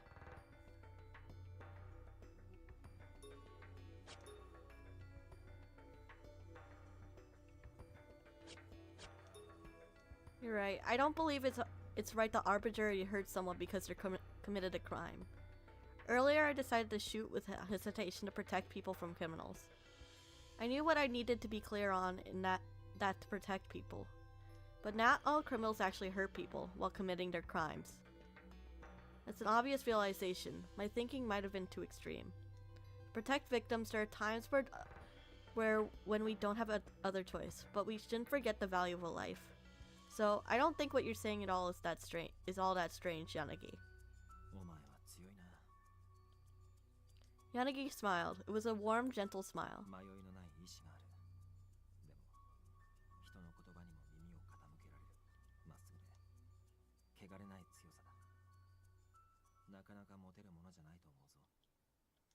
I didn't know how to react when he complimented me with that kind of expression.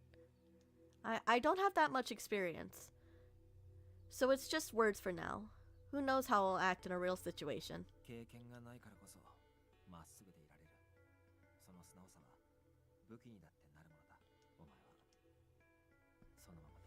Aww, Yanagi!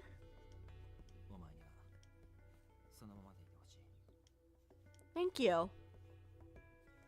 Look, like, to me, in my heart, it's kind of hard not to be. His sun expression resonated inside of me. Yanagi is kinder than any other person that I know. When I listened to him talk, I wanted to sympathize with his ideals. Yanagi's wishes and ideals were motivated by pure kindness. He wanted to protect everything. He refused to accept peace built on other sacrifices. His ideals were easy to dismiss as fantasies, but to me, his ideals seemed beautiful. I want to help him. That desire burned fiercely in my heart. While I was thinking, Yanagi held me several sheets of paper. He didn't say anything, so I understood. I also looked down at the papers he gave me. They were documents. They contained information about Adonis that Yanagi apparently dug up on his own. Doesn't want the caller to hear this. There was information in here that Minagishi's file hasn't contained, so I was grateful. I nodded in thanks. Yanagi laughed and made small talk. Yes, I'll try to work hard. Hey, we asked for this. It's not like that. I'll be fine, really. Huh? Girl, dad, Yanagi. Girl, dad, Yanagi. Girl, dad, Yanagi. When I turned towards the source of the voice and slight footsteps, I saw that a girl had entered the park alone. She looked distraught, like she was about to cry. Maybe she got separated from her mother.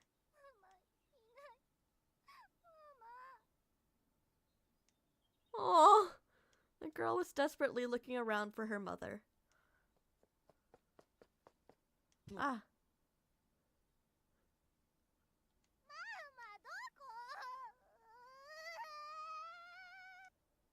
The girl had run at Yanagi at full speed and was clinging to his legs now.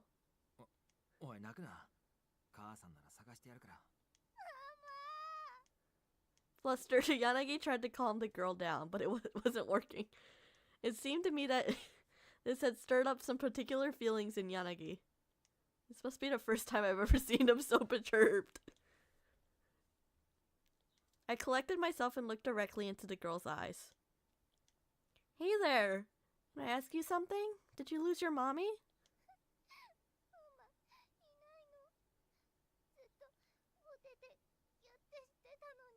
Oh, okay, that's why you're crying. What's your name? Oh, thank you, Chiharu. What's your mommy's name?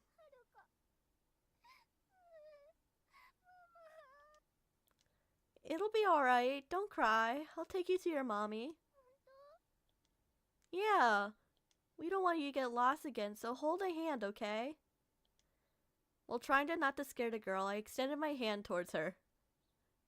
Top way to get closer with someone is to ensure that there are distressed children around you so you can be parents temporarily. If distressed children aren't readily available for you, just set a trap so a child gets separated from her family and you coincidentally end up around near her or him, so you can take them to your parents together, their parents together. Duh. The little girl slowly released her tiny hands grip on Yanagi's legs, then grabbed mine tightly. I could hear Yanagi's sigh of release above me. His relief finally being freed from overwhelmed his usual decorum. Look. I'm not saying I would do that, though. I'm not... For legal reasons, do not do that. Well, this is basically what my day job consists of.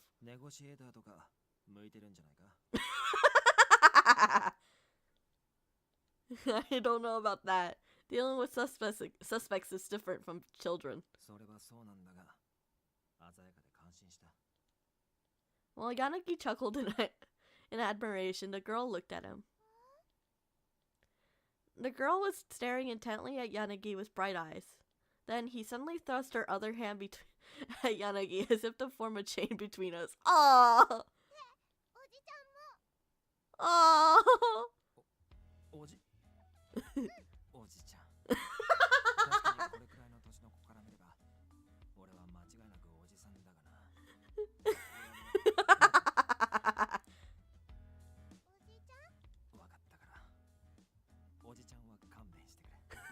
No!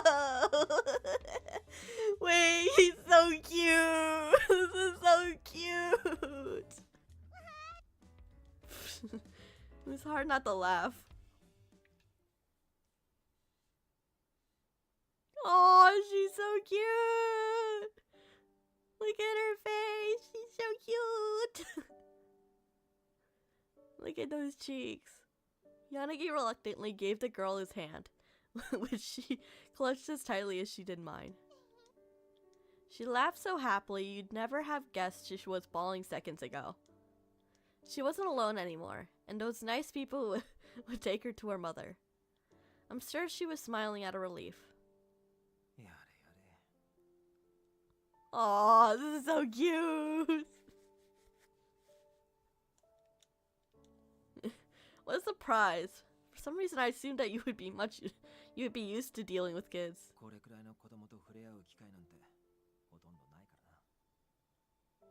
But even his clumsy method of hand-holding seemed to calm him down.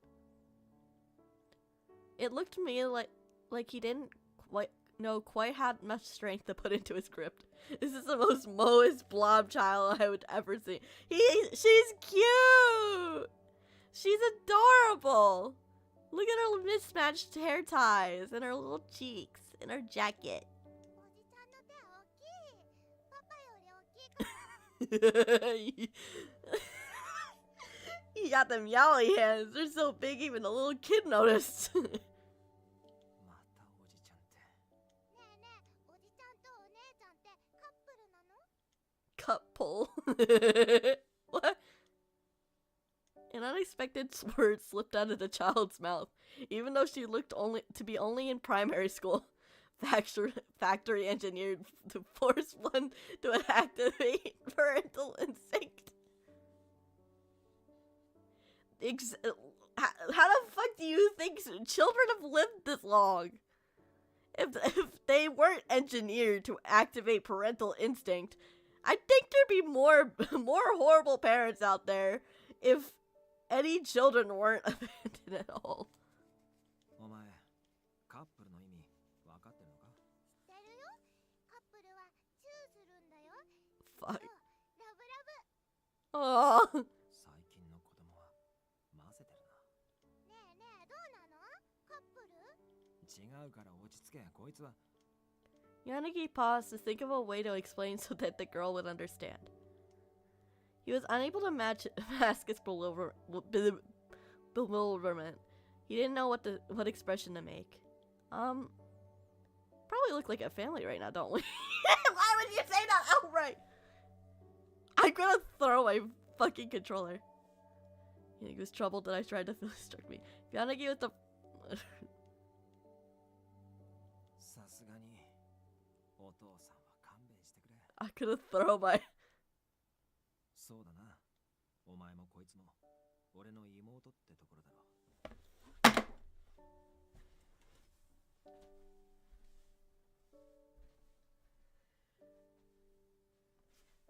Why? Game, why? Why? Why?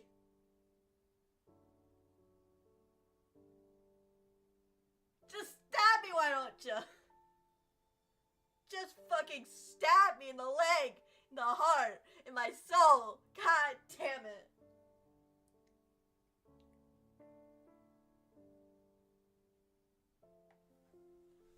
This is bullshit.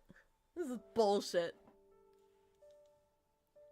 Isn't she way young? Dude, karma, bitch. 冗談だ。まともに返すな。ま、お前は本当に妹みたいだけどな。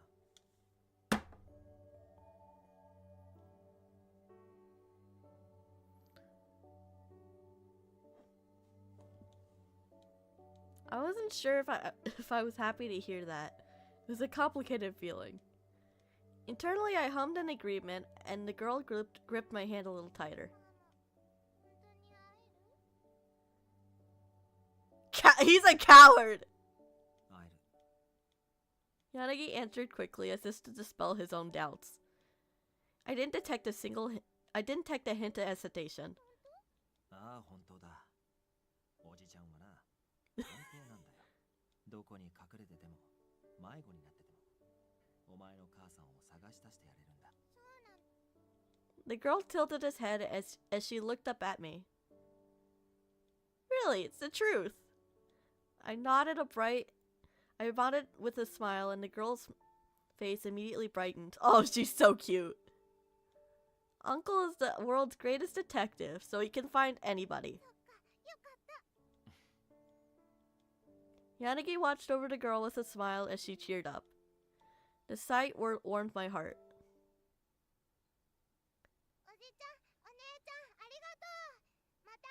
Oh, thank God we found thank God we found her mom. A brief while later, we found the girl's mother. Yanagi sighed as she watched the happy family's reunion.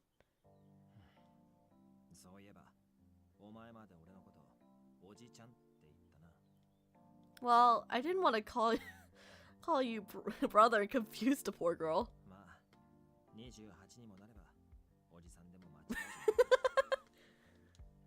Oh, we're 7 years apart. As Yanagi muttered, I realized that our ages were pretty far apart. Maybe that was the reason that Yanagi always struck me as mature. He's reliable, decisive, and kind, but he'll walk a lonely path for his desire to protect everyone around him. Today, when we were with the lost child, Yanagi flashed a smile at me and that I had never seen him make before. It was a natural smile, the sort he might have had when we were still made when we.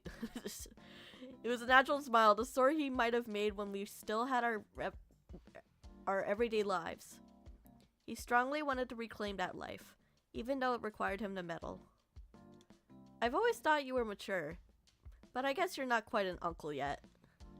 Burying my thoughts, my genuine thoughts, I tossed off a lighthearted remark.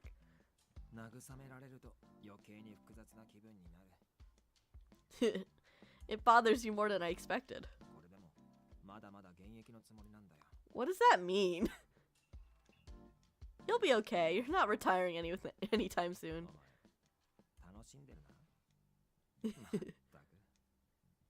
Yanagi shrugged, while chuckling a little bit.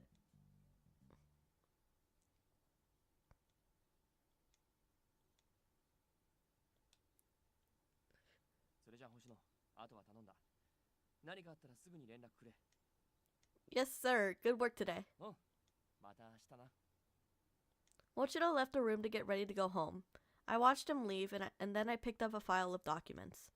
I was on standby here until morning. Others were working, but it was pretty empty. Everyone was working, so while the office wasn't abandoned, it was definitely quiet. Not many reports came in today, so we don't have much work. It's good timing. I can dive into these XA files. I opened a massive stack of files, planning to review all the cases from the beginning. Huh? Suddenly the station had burst into activity. The people that had stayed behind were flustered, and I could hear concerned voices. Oh boy, fun!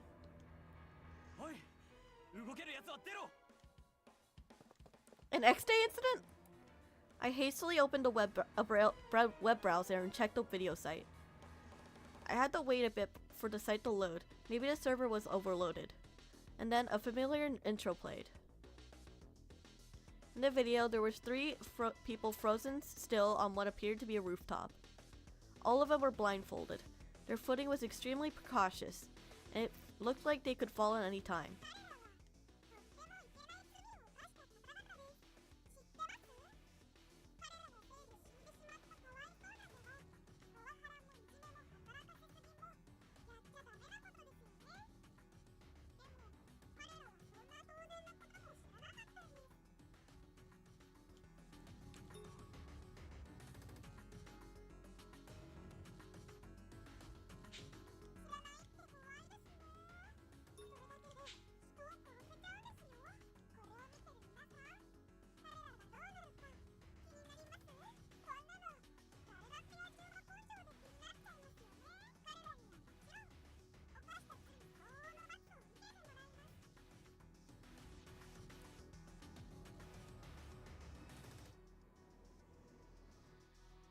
Then, a slender hand gently pushed the people.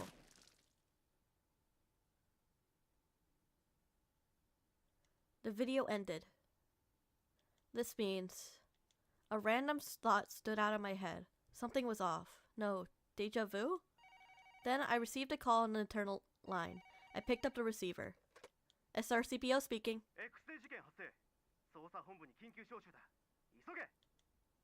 Yes. Oh boy! Oh. Shit, we're getting a side story? また執行者に事件を起こさせましたね。一体何を考えているのですか？分かっているのでしょう。このままでは秩序など跡形もなくなってしまいます。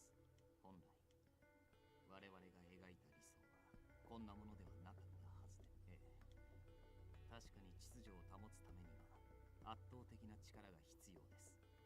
抑止力とするためには時に暴力となり、ですが明らかに被害が大きすぎます。最初から言っていたはずです。あなたがこの悲しみに耐えられるのか。悲しみが必要だなんて。なぜ必要以上に増やそうとするのですか。あなたはもう私とは違う景色を見ている。Oh shit. お願いです。 Zeto's going off and Mikuni's not having it. I swear to God, it's Saeki. I promise. I swear to God, it's going to be Saeki. My gut has never steered me wrong. Chapter 3.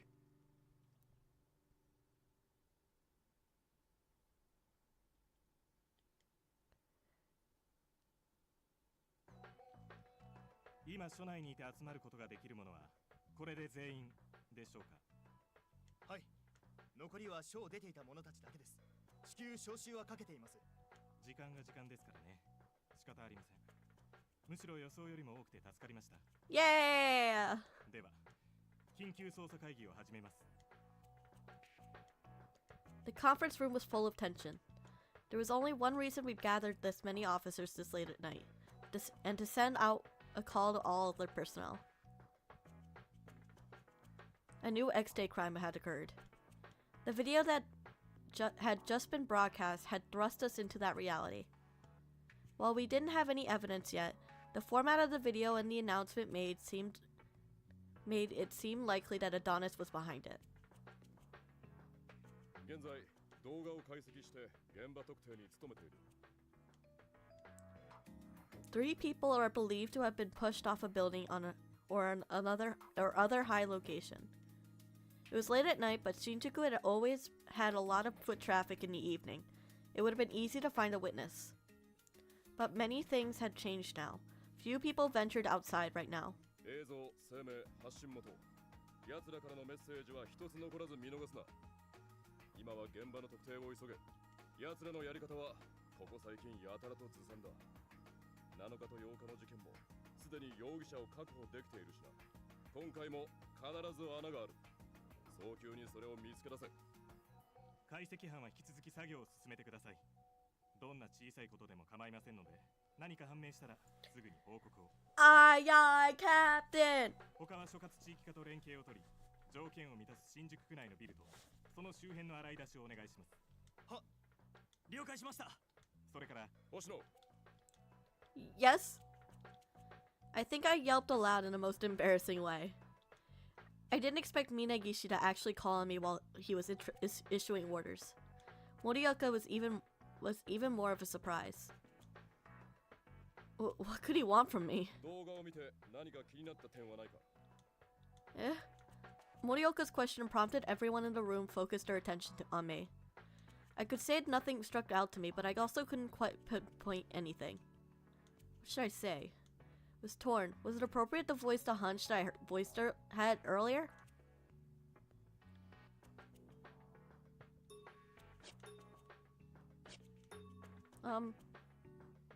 It's just a hunch, and there's a good chance it's off base, but it could be an important clue that connected to the perpetrators.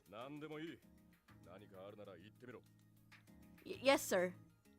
I hadn't had time to collect my thoughts. I had to break it down one fact at a time. First, assuming the video is genuine, what do we know about the criminal? It's a young woman. In the video, we see what appears to be a hand of a young woman pushing the 3 victims from behind. Appears that she's in her late teens to early 20s. Also, something struck me about the statement in the video.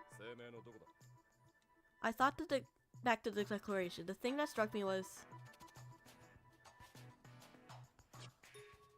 the part where she said anyone with a curious nature stands out to me. Actually, the other evening, I happened to bump into a woman who said something similar. When I think about it, she also had a similar pattern of speech. What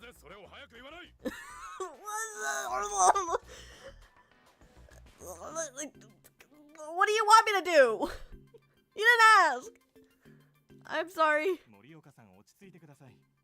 そんな偶然の産物のようなものがきっかけなら思い出してもらえただけ運がいい方で。Yeah, chill. その人がどんな女性でした？ Right, well, she wore a miniskirt and rabbit ears. Large hoodie with rabbit ears. It was quite a bold and memorable look. I think she'd probably stand out in town. 目撃情報に加えろ。了解。それでその女性とはどこで会った？ When Minagishi posed this question with such a pensive look, my words stuck in my throat. Oh my god, hi Bun! Thanks for the raid! Yo! How was stream? What? Think you were playing Dark Souls? How was that? I hope you had fun. Note that there was no doubt she was suspicious, but I couldn't help but think. What if Kazuki was involved? Thanks for resubbing, Bun! You don't have to, but thank you. She said that she was looking forward to the next concert. Wasn't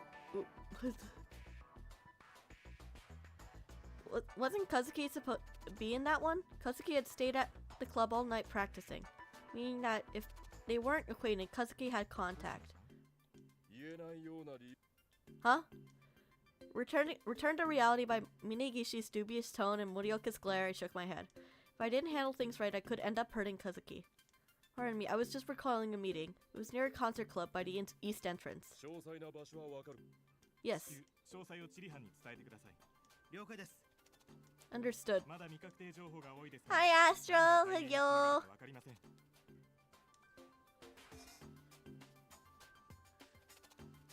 その線も含めて動きましょう。わかりました。おい、星野、どこだ？ The map says, mentally recreating the path I took to follow Kazuki, I then quickly prepared to the map they had. Here. Once I indicated the precise location, the exact address was pinpointed. Reports and orders were sent to the area. Then a composite artist asked me about the girl's features and build. I filled them in as many details as I could remember. I don't have a good feeling about this. 星野、すぐに出る準備をしろ。そのライブハウス付近に向かうぞ。 Yes, sir. I quickly stood in attention in response.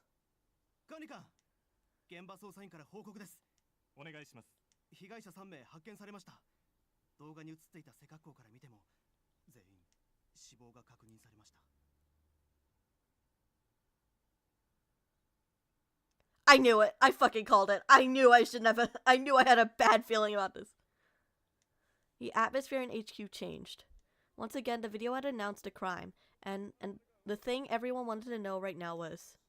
場所は？宣告判明したライブハウス近くの廃ビルです。 I didn't have to look in a mirror to know my blood had instantly drained from my face.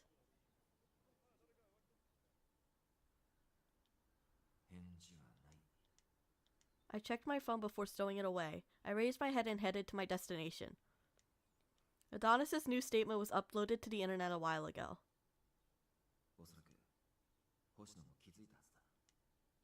Never mind the statement in the profile. This was definitely tied to the woman that we had met by the concert clip before. Hoshino was probably telling HQ about it now. Fuck. This woman had mentioned an upcoming concert. Hoshino's brother was likely in that concert. He and Hoshino had a tense relationship.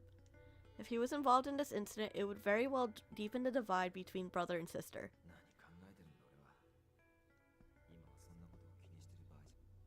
I steered my thoughts away from the tangent. Solving the case took priority now.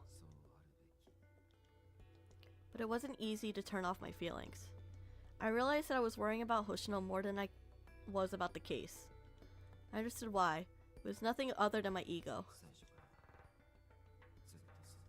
Oh, my anxiety is high. My anxiety is high. Please don't tell me I just got him killed. She had mistaken it for kindness. My worry over her and my desire to protect her were an extension of my selfish feelings. She had told me to use her and her collar if I could find a use for them. If that's what she truly wished for, then I should adhere to her wishes. Yet...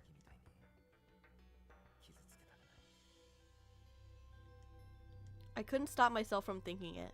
It's another aspect of my protective nature. We already know you had a... We've already met before, but... Can we please get to the point where you explain it? You didn't want to hurt people, so I didn't want to see her get hurt. Right now, Hoshino was trying her best to carve a way for it on her own. That was why I'd grown attached to her. Just as I wished, I wanted her to treat her... Just as she wished, I wanted to treat her as a police officer rather than another victim. Chat, my heart is pounding. I knew my interference wasn't truly in her best interest.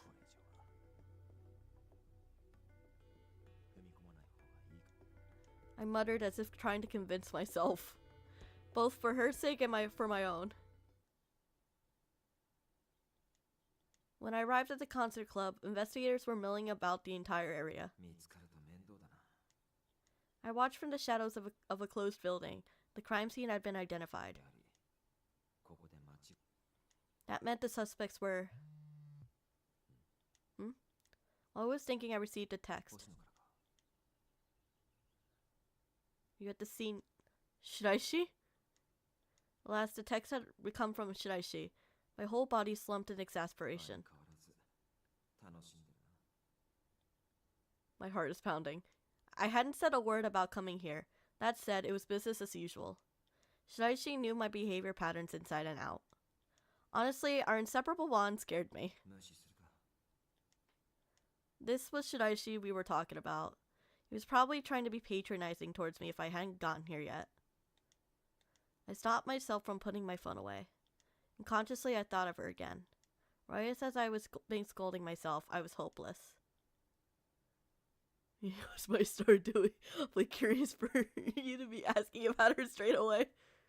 Hey, yo, what do you mean by that? Mission failed. I'd completely taken the bait. A few days ago, Hoshino and I ran into someone who might be the suspect. They located her with Hoshino's help. Looks like it. Thanks to her, they're already in custody, but... I scowled the way he left it hanging. All I could do was wait for the next text. Wanna know what? She was a huge pain in the ass. Well. Ain't that the truth? Stop screwing around. Looks like you mean to call her kitty. Looks like she's caught Morioka's guy. There's an open investigation now. I couldn't help but be frustrated at the way he'd been toying with me. I had to say it bothered me considerably.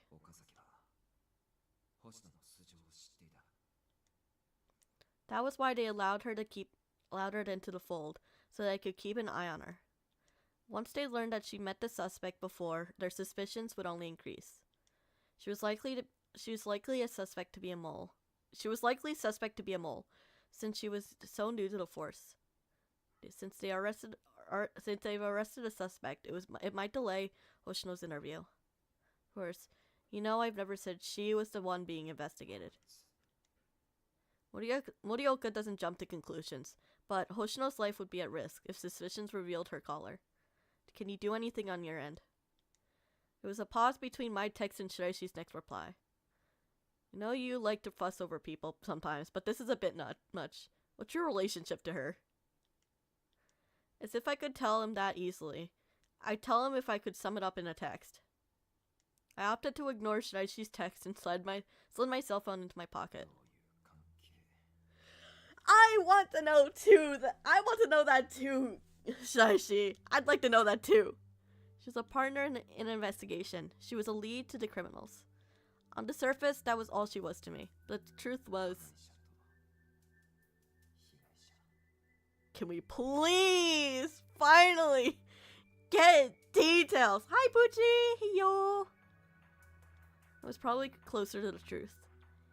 Even if she didn't remember, there's no way I could ever forget. I wasn't allowed to forget. She was a living reminder of my worst sin.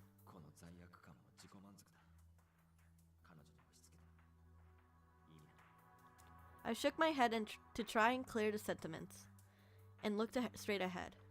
Like her, I couldn't do anything but keep moving forward.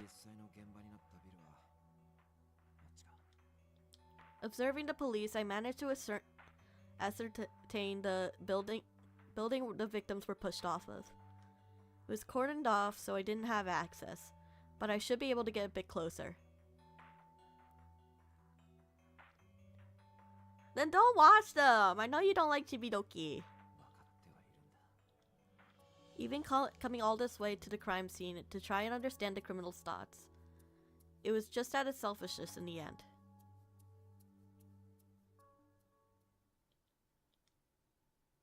Apparently the girl we had run into earlier had been detained near the scene of the crime. She wasn't resisting, was heading to Shinjuku Station for questioning, but... 触らないでよ。あんたたち何なの？花がやったって証拠でもあるわけ？バカな警察さんがそんなものつかめるわけないよね。だから話してよ。せっかくいい気分だったのに。She wasn't physically resisting, but she was unleashing plenty of verbal hostility.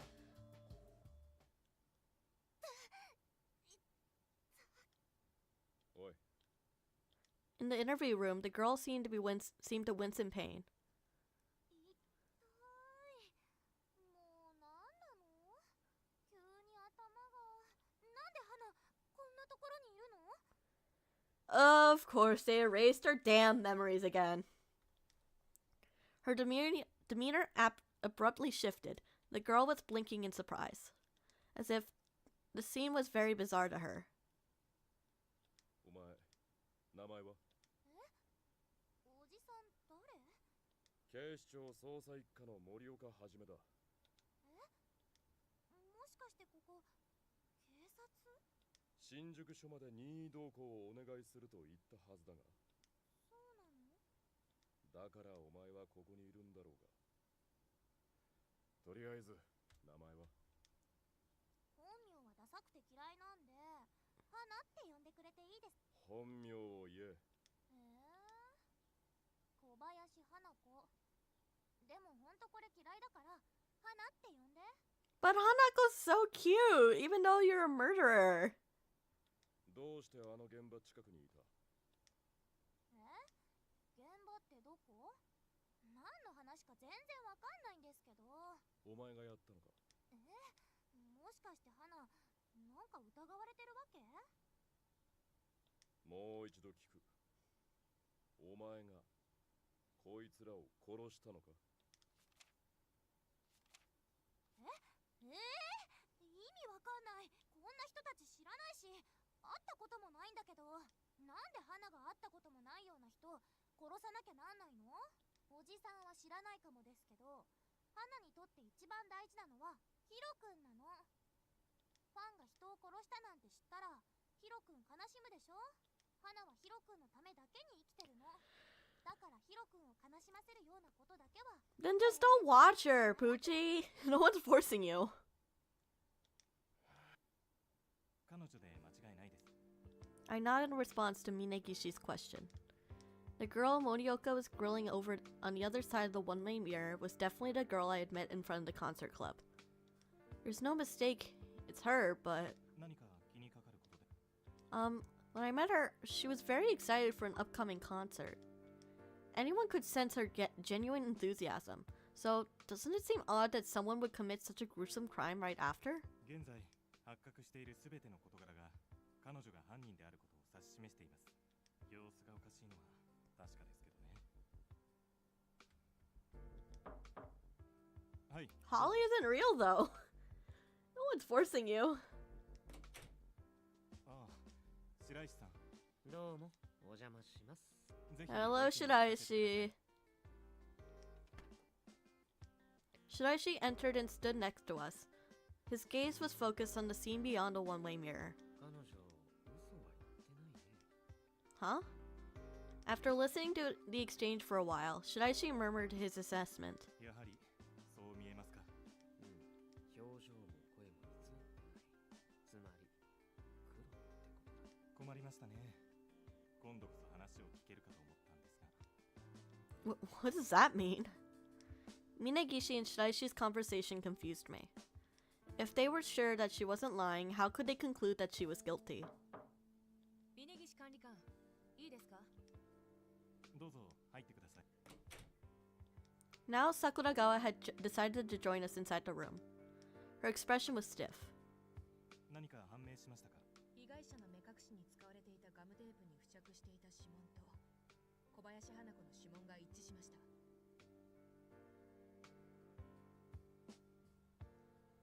Please be careful and take care of yourself.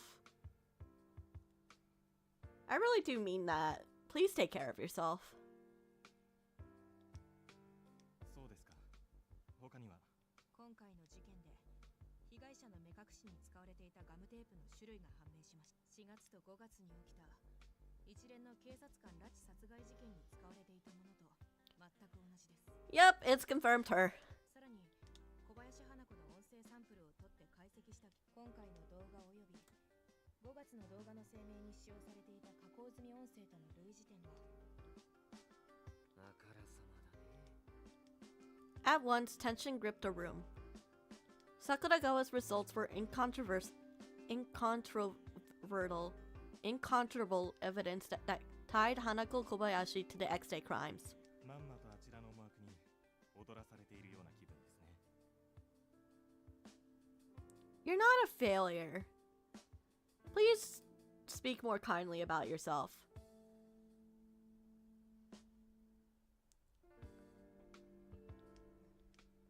I finally managed to connect some dots to my befuddled mind.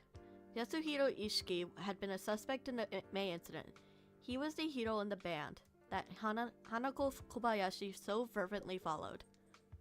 Ishiki was deemed a suspect because he had mistakenly arrested by an officer who was killed in May. 一色康弘から依頼を受けて彼女が犯行に及んだ可能性もあります。バンドを宗教に例えるならね。ま、それほど的外れでもない。盲目的なファン、すなわち信者の行動としては至極自然だと。Shiraishi's words painted a distasteful image. 小林花子。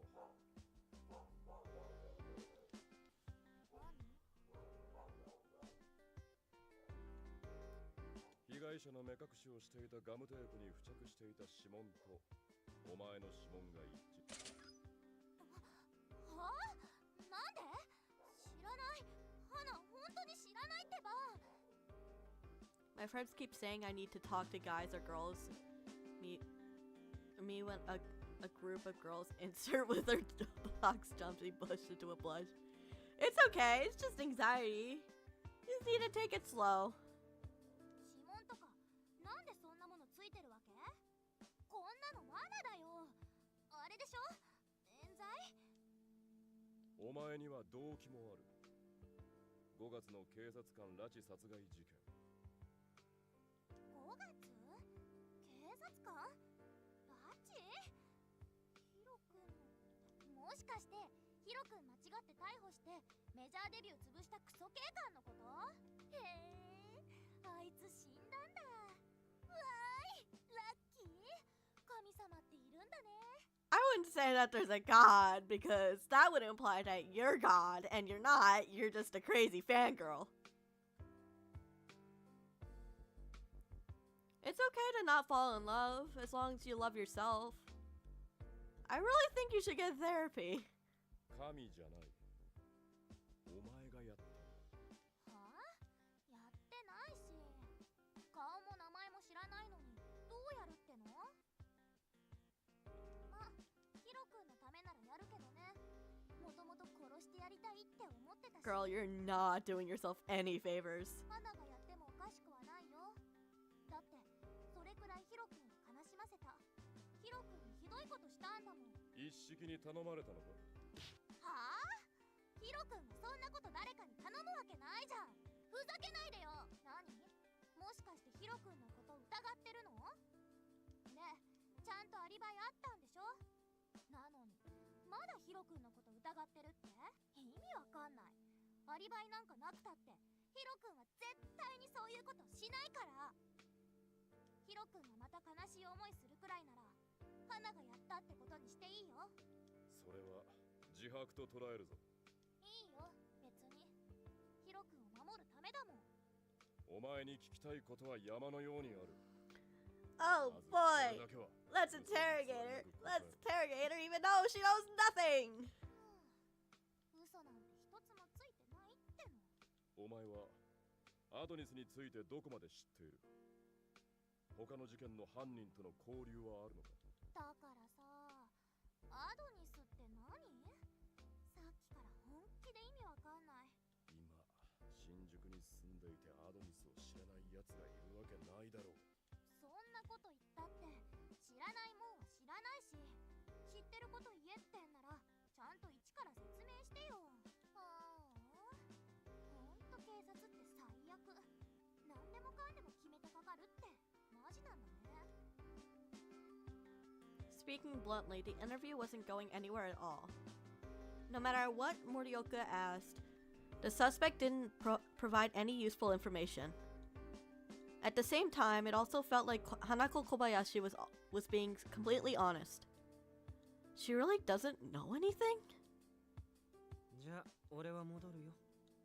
Huh? You aren't gonna listen until the end? もう得られるものはなさそうだからね。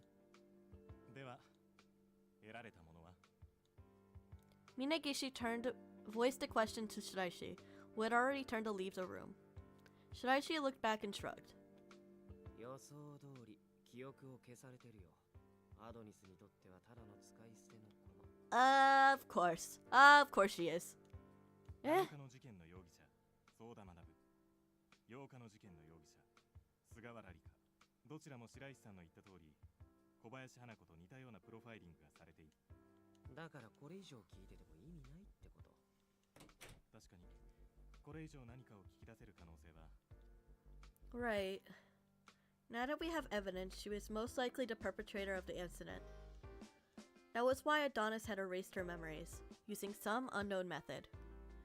But could Ishiki be a perpetrator? Even though Kobayashi denies the possibility? Of course, a big point of concern for me was Kazuki.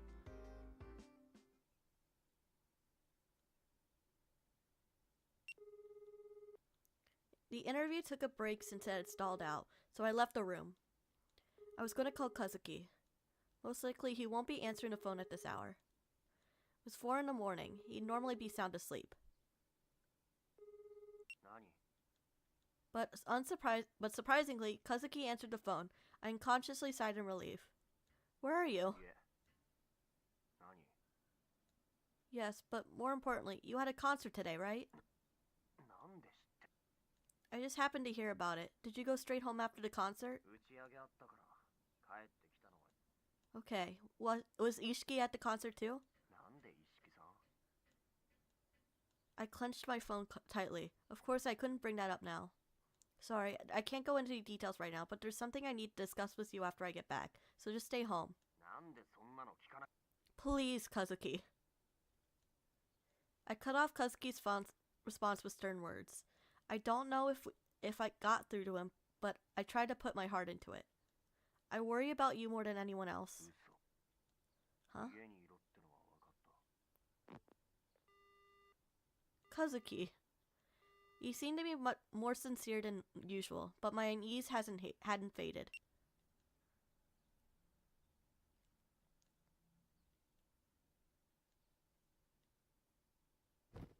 Phew. When I got home, the sun was perched high in the sky. I plopped down on the sofa and heaved a deep sigh. For now, it seems certain that last night's culprit was Hanako Kobayashi, but her connection to the May killing still wasn't clear to me. And she was still scheduled for more police interviews. Still, she'll likely get a psych exam. I recalled the conversation in an effort to keep my groggy mind awake. Yes, I learned that when I met Kobayashi in the front of the club. What will happen to Ishiki? 彼には5月の事件で確かなアリバイがあります。小林花子の証言もあることですし、たとえ関与していたとしても、いえ、そもそも本当に無関係の可能性も十分にあります。ただ、弟さんにも事情聴取はさせてもらうことになります。Yes, sir. もしものことがありますから、今は弟さんには何も言わない。Understood. Just a possibility, eh? Worrying endlessly, I absent-mindedly took out my phone and saw notifications. Bye, Poochie! Please take care of yourself. There's a text from Yanagi. Thanks to all the commotion, I hadn't checked my phone at all. Saw the video, I'm heading to the club now. So Yanagi noticed too.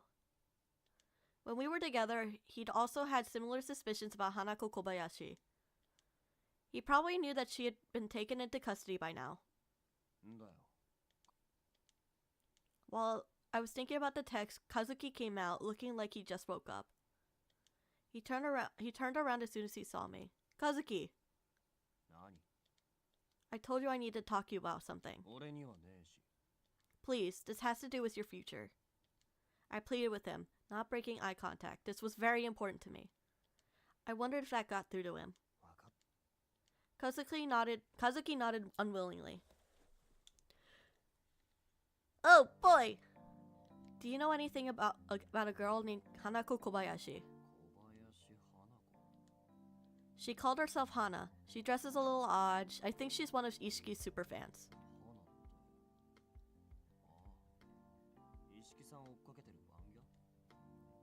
I think that's her. Can you tell me what she's like?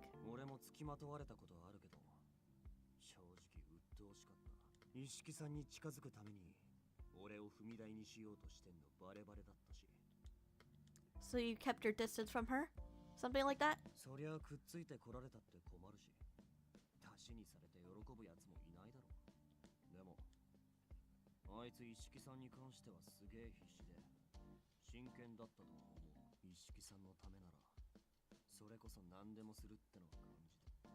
Huh, so she was that transparent to everyone around. So what's Ishiki like then?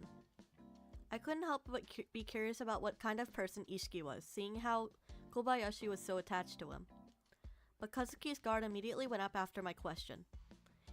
His demeanor went from conversational to instantly prickly.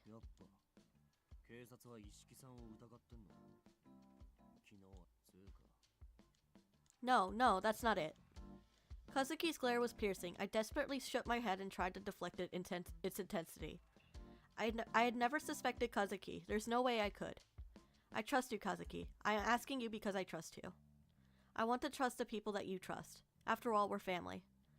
But it's true that Ishiki's in a position where suspicion is likely to end up on him. Which is why it's even more important that he prove his innocence. To do that, he needs your testimony. You know Ishiki a lot better than the police do, isn't that right? When I looked back at Kazuki's eyes, his glare seemed to soften somewhat.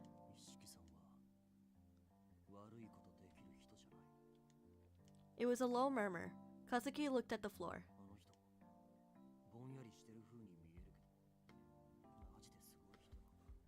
I believe you, Kazuki! Aww, he really admires Ishiki.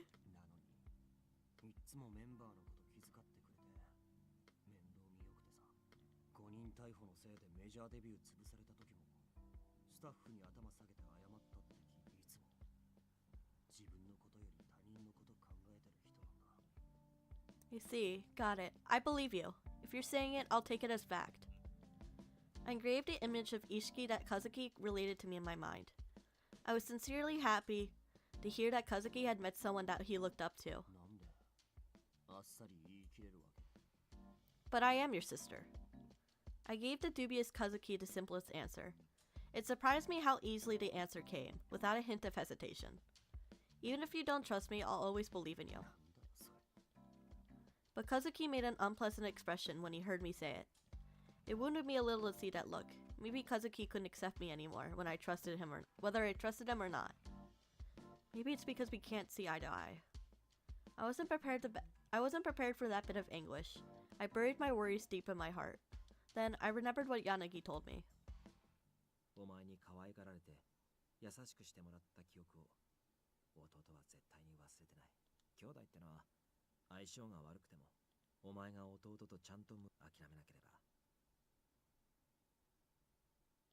He's right. When we were children, after I was rescued from that incident, Kazuki had cried for me. He wept terribly and hugged me out of worry. That turned my life around and saved me. This time I want to protect Kazuki. Besides, I knew that Kazuki had always been a kind boy. I had no doubt that I was the one who had made him the stubborn young man he was. I'm sorry.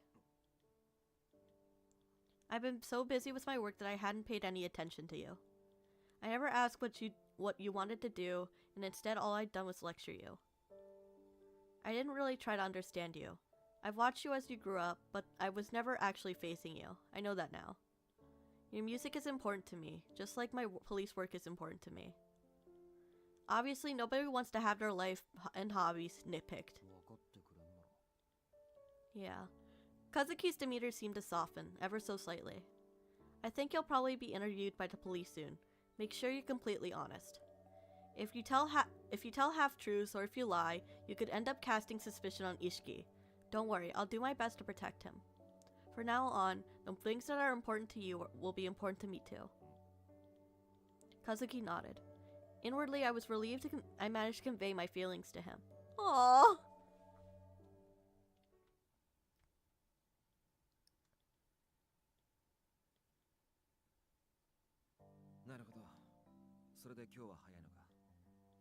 I only managed to stay home for a few minutes. I went back to the station immediately. I hadn't gotten a week of sleep, so I was allowed to leave work early. I heard from Minagishi that Yasuhiro Ishiki doesn't seem to be under strong suspicion at this time. He has a solid alibi, and it looks like the police are being extra cautious after already mistakenly arresting him once. Heartwarming, siblings don't hate each other. Like, it hits home for me, okay? It hits home for me. With things like this, I don't think they'll try and pin the crime on him. I decided to put faith in Kazuki. If Kazuki trusted him, then I would too.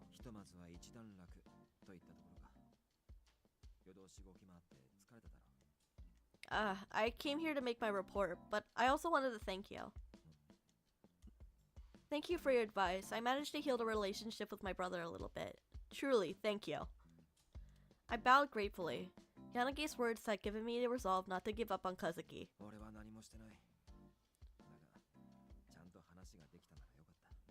I'm happy too. Yeah.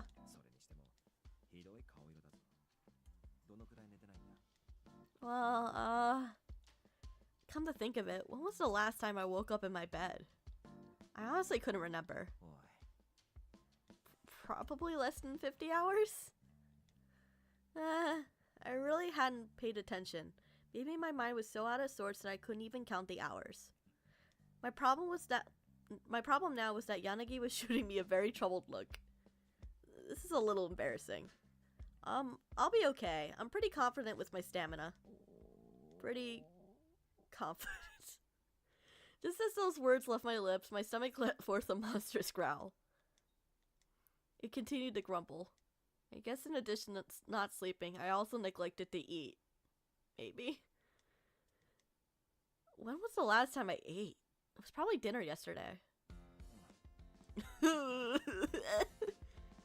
Yanagi tried to choke back a chuckle. I looked down, unable to look him in the eyes.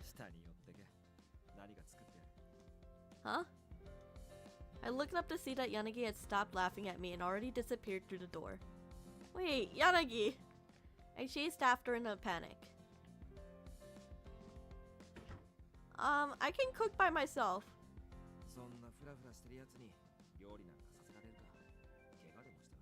Male wife, male wife, male wife, male wife, male wife.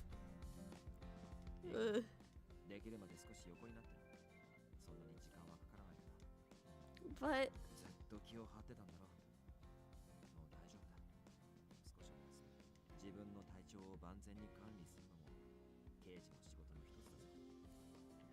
he's calling us out. Hearing that broke my resistance. I didn't want to rudely reject his offer. I decided to accept Yanagi's hospitality. I understand, then, thank you.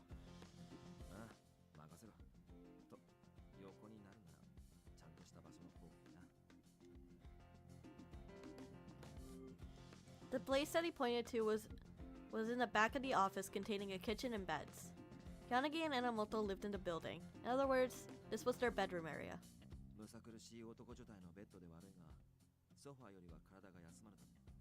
I don't mind at all, thank you.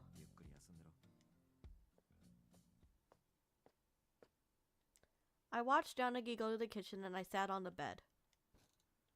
Phew. Fatigued, overwhelmed my entire body as soon as I laid down. Oh, wait. In an instant, my body felt unbearably heavy. He's cutting something. I could faintly hear the sound of a knife being used on a cutting board. It was a comfortable sound of everyday life. My heavy eyelids slowly closed. Before I knew it, I slipped into the pond of slumber. Oh boy, is this gonna be the traditional bed CG? I could hear a sound. It's the sound that summoned fear.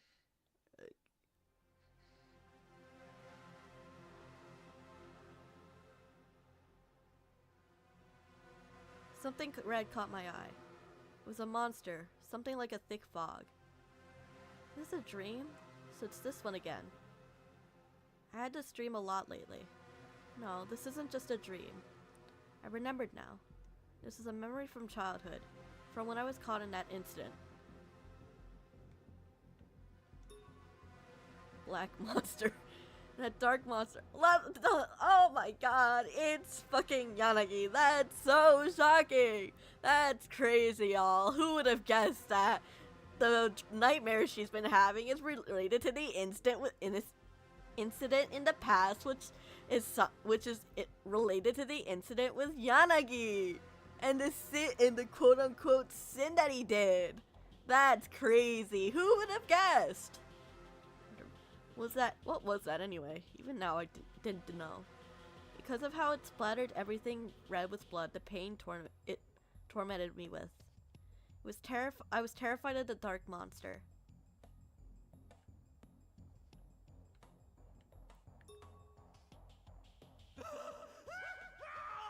Oh boy! Murder! The monster shook the man roughly. Bitter shrieks emerged from its mouth. Stop it! Just stop it already! That's what I wanted to yell, but I couldn't make a sound.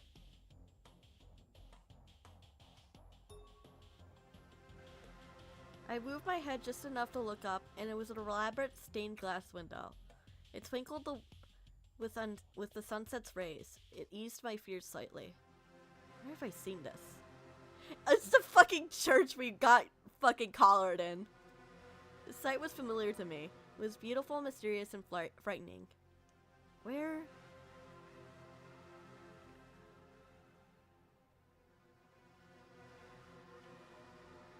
Hey, yo. My wrists were bound in chains. I couldn't see them well, but the short chain was attached to something, so I couldn't move. Even if I could, there's no way I could stop the monster. Plus, I was mortified.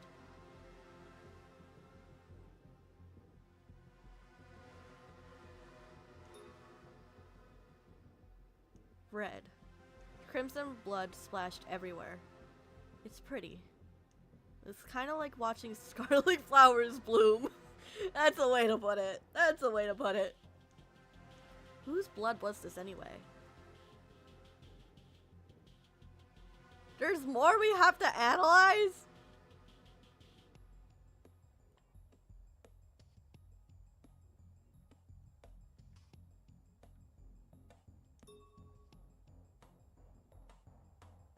Ugh. My mind was in a daze.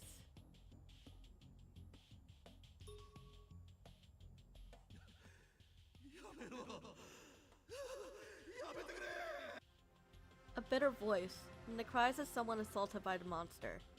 I'm scared. The dark monster paid the cries no heed and attempted to devour the man. Over and over. I was scared.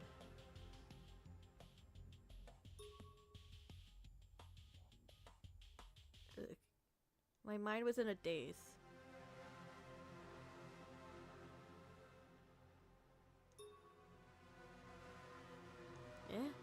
Maybe it had noticed me. The monster had not turned its attention to me thus far abruptly stopped moving. It slowly turned its head to stare directly at me. I'm paralyzed with fear. No, stay away. I'm scared. That singular emotion alone filled my entire being. I'm scared. Someone help. The terror ate away at me and consumed my heart.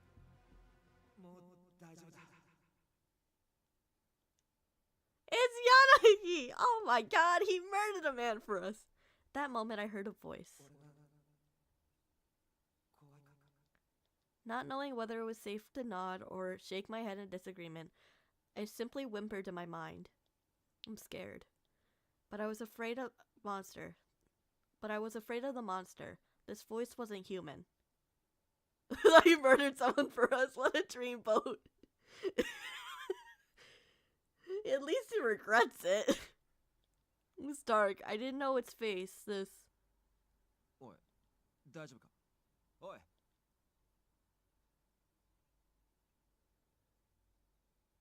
It's the bed CG. It's the traditional bed CG. It would be hotter if he didn't. To be honest.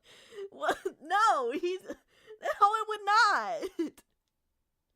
I groggily opened my eyes when I heard a familiar voice from my side. A dream.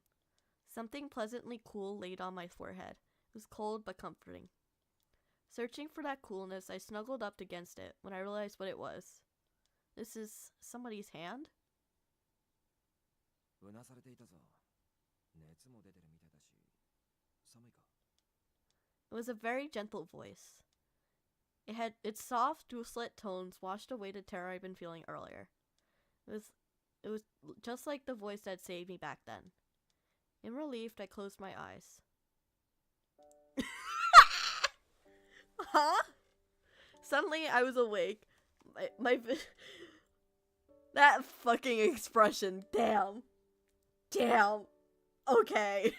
Okay. Suddenly, I was awake. My vision began to focus. I finally realized that I was that the face in front of me belonged to Yanagi. Yanagi?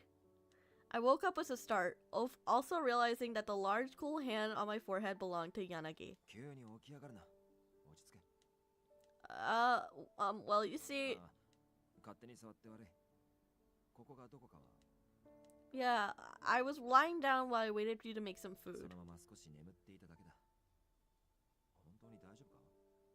顔 Keeping it real, I'm attracted to being there after waking up from a fever nightmare would cure my existence.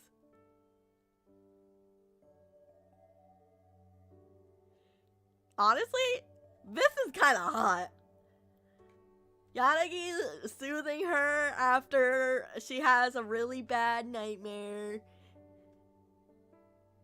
It's hot. I was flushed because Yanagi's face was quite close to mine. I also noticed that I broke out in a sweat that my heart was pounding. Guess I had a scary dream. And also because I had been thrust into a panic-inducing situation as soon as I woke up. I knew Yanagi had just been sincerely worried about me, so I couldn't just run away.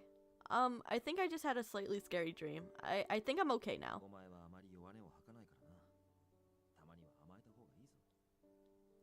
I think I've indulged in your care enough. I'm fine, really. Please don't worry about me.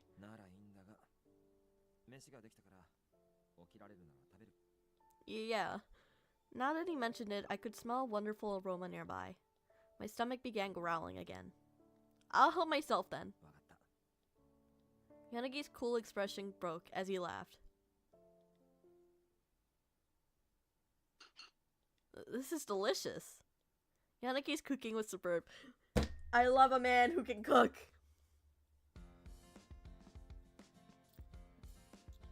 Please don't.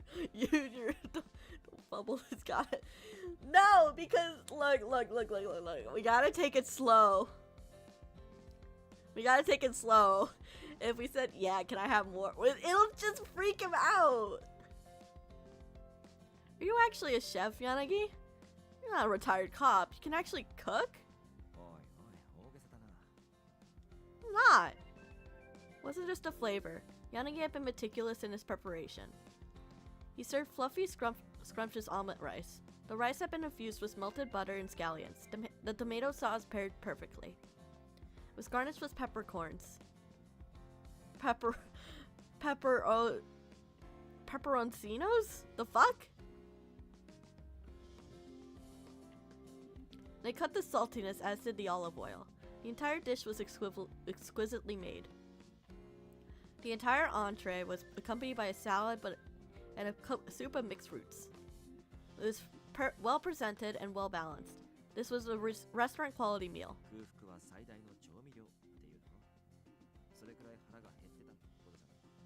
But this is the first time I ever tasted anything so delicious. I was undoubtedly hungry, but that was definitely not the reason it tasted so good. Besides, omelet rice is a tricky dish to make, despite its simple appearance. The egg was absolutely cooked to perfection. You're really skilled, Yanagi. It seemed that he was good at everything. It made me really jealous.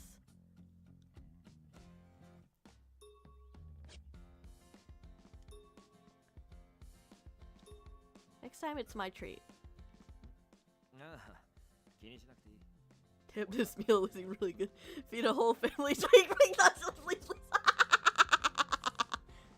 Come on, this is desperate. Come on. No, I may not be able to match your cooking, but I consider it a specialty of mine.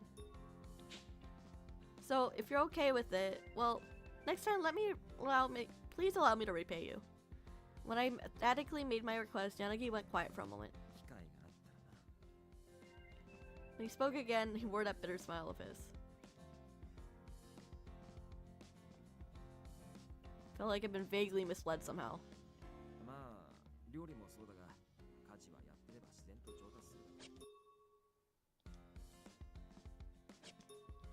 I'll try to learn from your example. I want to be doing anything well, just like you. Being outclassed at one of my specialties made me feel slightly inadequate as a woman. Yanagi's skill level might be out of my reach, but I still felt like I could improve. Whether or not he knew what I was thinking, Yanagi smiled. Thinks he's bad at? I was terribly curious. Burned a need to know more. What are you bad at? That's kind of ironic considering he's a detective. Puzzles? That's surprising. Somehow I'd gotten the notion that Yanagi would like to build things.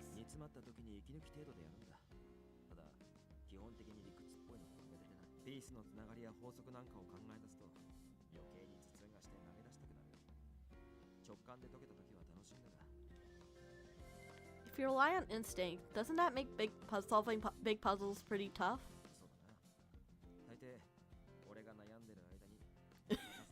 Of course he does. Of course he does. The fucking asshole. Of course he finishes them for you. Wait, every time? You get angry at Sasuke? I think I'd like to see that. Yanagi losing it in front of a jigsaw puzzle. The thought of Yanagi not noticing that Sasuke had touched the puzzle until it was completely finished was funny to me. I couldn't help but laugh.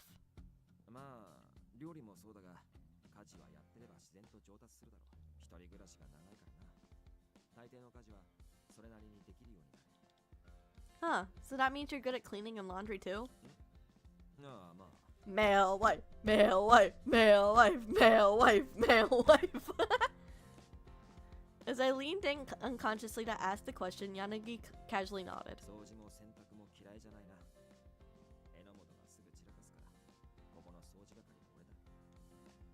So the fact that your all-male apartment is so clean, is thanks to your effort.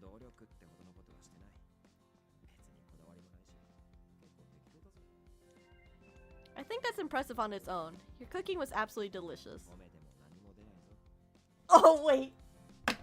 Shit, that's cute. That's cute. That's cute. Look at him. He's cute. He's cute.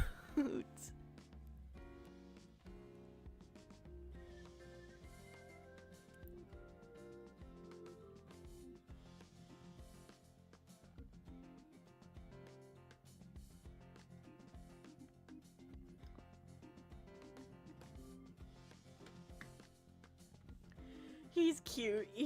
He's cute. He's so cute.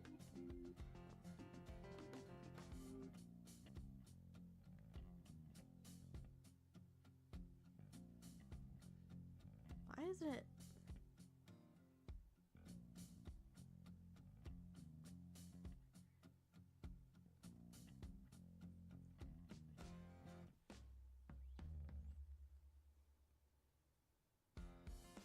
Hear me out. He's so cute. That face is just too cute. What the fuck? Yanagi averted his gaze, his cheeks flushing slightly. It's the first time I've ever seen him embarrassed. I was very happy to witness this most rare of Yanagi phenomena.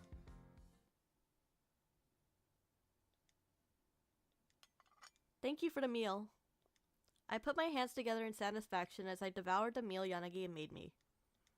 He had finished the meal with a cafe au lait and a slice of tiramisu.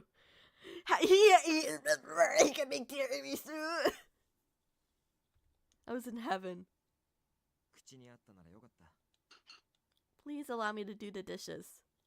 Yanagi was reaching down for the dishes that I used. He glanced at me.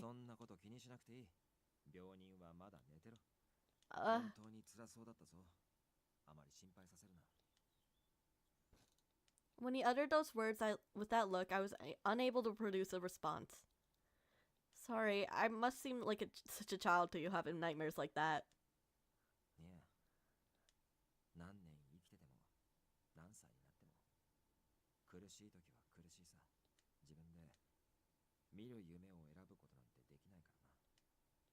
You're right. I told you before I've been involved in an incident as a child, right?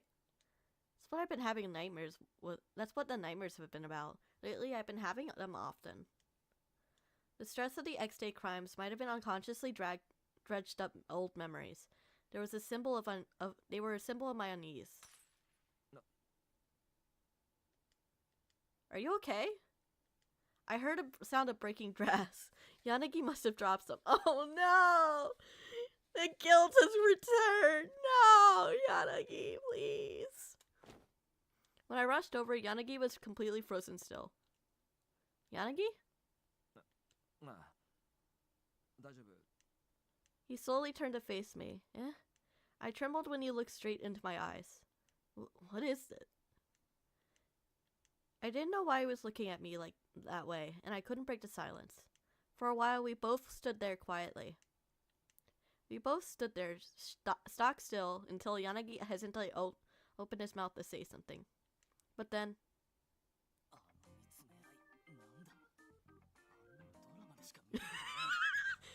Enomoto, come on! He had to show up now!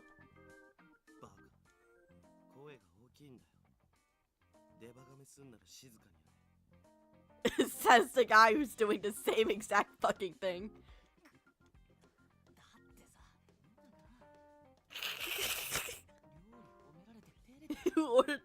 There's third and fourth reel right there. Those two right over there, officer. And yet you're still watching, you little shit.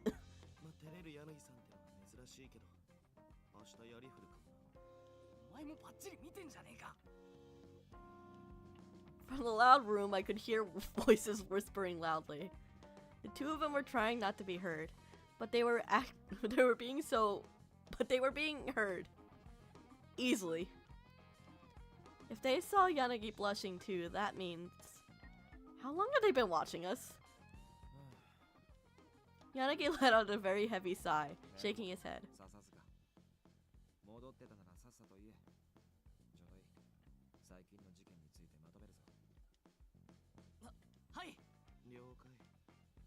The topic had quickly been steered over to the X-Day cases.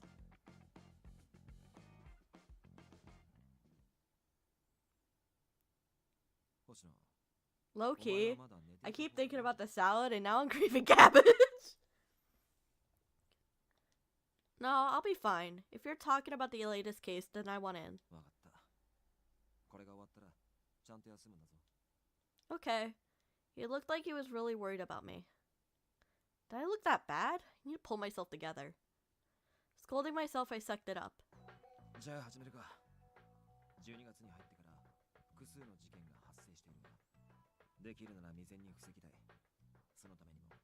まずはここ数日の間に起きた事件を。7日の事件が銃殺。容疑者は相田学。8日の焼死事件の容疑者は菅原理香。それぞれ7月、8月に起きた X デイ事件との関連が。昨日11日は雑居ビルの屋上から3名の人物が生命から推測できる殺害動機はパワハラや。容疑者は小林花子。彼女が一式やっここは There's no 動機につながりが見られる。被害者3人が一式に害を及ぼした人間だったか。おそらく。なんで11月までの X デイ事件が交換殺人なら。それが Yep, we all know this information. 足がつくのも構わず小林花子が4、5月の実行犯なら思い込み。そっか。だから自分の復讐ってよりアドニスの命令だった。そして一番重要なのは Memories erased. This means that even if we capture him, the suspects can't leak any useful information. That's why their crimes have gotten so cavalier. It feels like they're intentionally throwing away their pawns. そうだな。アドニスにとっては世間を騒がす事件を起こせて駒の口封じも起きて一石二鳥だ。So that implies that the suspects who committed the X-Day crimes are people that Adonis doesn't consider important personnel. 容疑者の経歴を調べてもテロ組織との関与が一切見られないあたり。In other words, they're using civilians with no known connection to Adonis. 何にせよアドニスが慎重になる必要がないなら近々またこれまでの X デイ事件と紐付けるなら4、5。残ってるのは6、9、11月っすね。9月の見解は白石に聞くとして6月と11月の関係者については今さら足がつくような真似すんな。だよな。なんつうか拍子抜けっつうか。アドニスにとっちゃただの余興だ。I had a feeling I knew why Sasuke and Enomoto were making complicated expressions. The people believed to be linked to the cases that the two of them were investigating had been caught in rapid succession. But so long as their memories were erased, they'd never shed light on Adonis itself, which would prevent us from solving the cases. ま、結局あっちの思惑通りってことだ。犯人が自爆して解決とかマジで無能。警察がバカにされても文句言えねえ。I will be right back. Give me 10 seconds.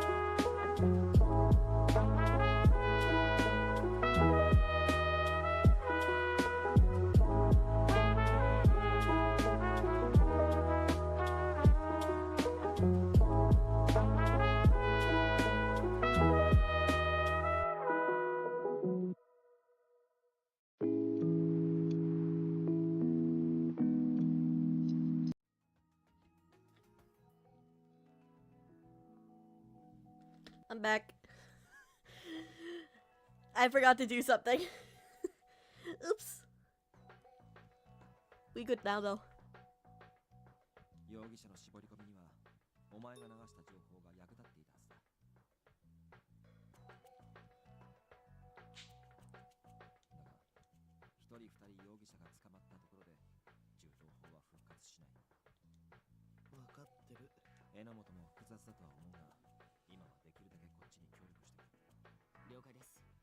状況が状況だし、さすがに個人的なことは置いときます。Yeah, you damn better. Come on, dude. Come on.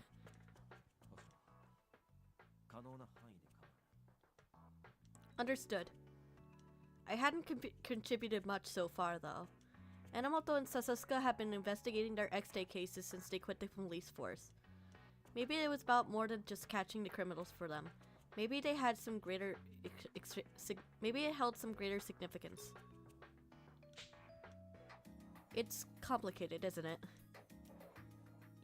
Even I could see why they might not exactly celebrate if the police caught the criminals.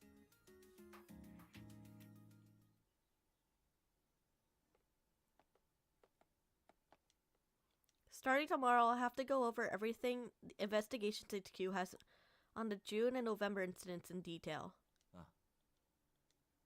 We strolled through the darkened streets. Yanagi accompanied me home today, too. But he seemed absent-minded, lost in thought somehow. This is kind of awkward. I thought we'd been in a pretty good mood since back when he had made dinner. Maybe because our conversation was interrupted. Hi, Daniel. Hey, yo. I hope you're doing well. But I couldn't think of any topic to break the ice. Huh? I was searching for a solution to my predicament. A familiar voice called my name. I turned around to see. It's the suspicious fuck! Saiki! It was Saiki of all people. He must have been out on patrol. Yay, fun! Friday fun! His permanent cheering mood lifted my spirits a bit.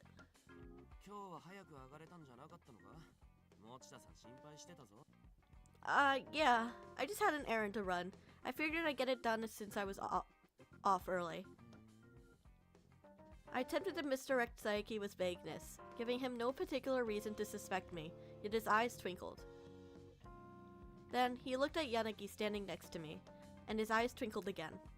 Then, he abruptly returned to his senses.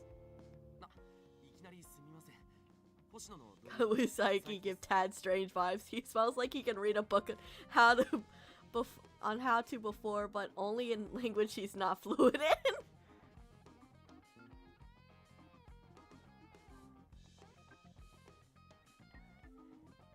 He would. I can see that.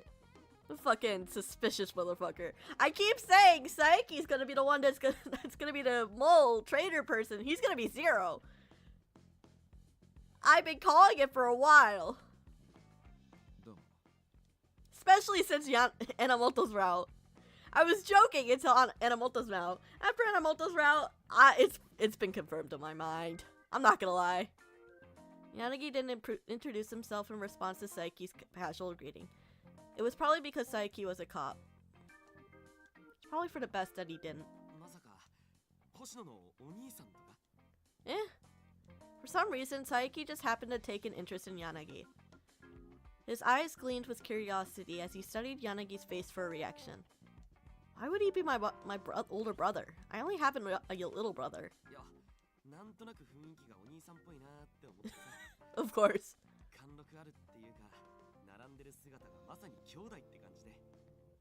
Damn it. We're getting fucking sibling zoned by fucking NPCs now. By side characters. God damn it.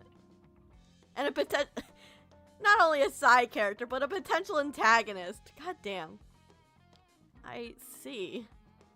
I had complex feelings about that opinion. He kind of treated me like a sister. It's not like I minded it, though.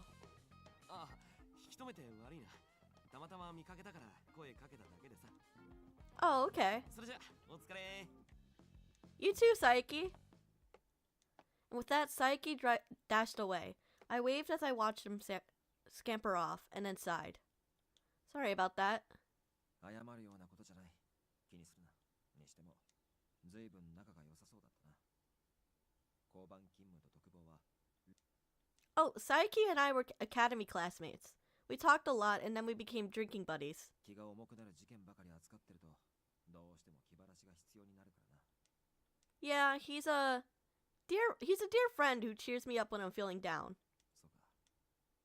気の許せるやつなんだな。Yeah. I looked at Yanagi, who had gone quiet for some reason, as if he was thinking. Then I remembered. Speaking of which, Enomoto. He thought Saiki was my boyfriend. When we were just colleagues, but maybe we were friendly enough that people misunderstood. Could Yanagi be making the same misunderstanding as Enomoto?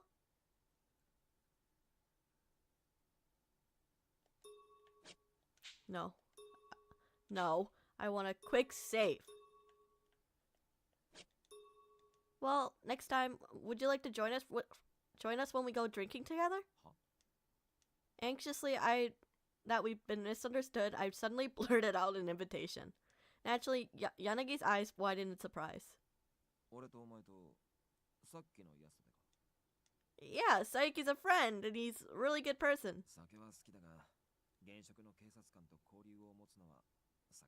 Shit, I fucked up. Did I fuck up? Probably. You're right. You could just say I made the suggestion to show Saiki and I were just friends.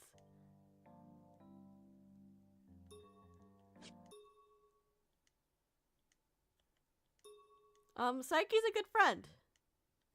When I said it emphatically, Yanagi tilted his head and blinked a bit. He's not a bad person. And he's not my boyfriend. Yeah. Thank God. Enomoto certainly was obstinate about it. That's good to hear. People have read the situation wrong several times, but Saiki isn't one to take advantage. Huh?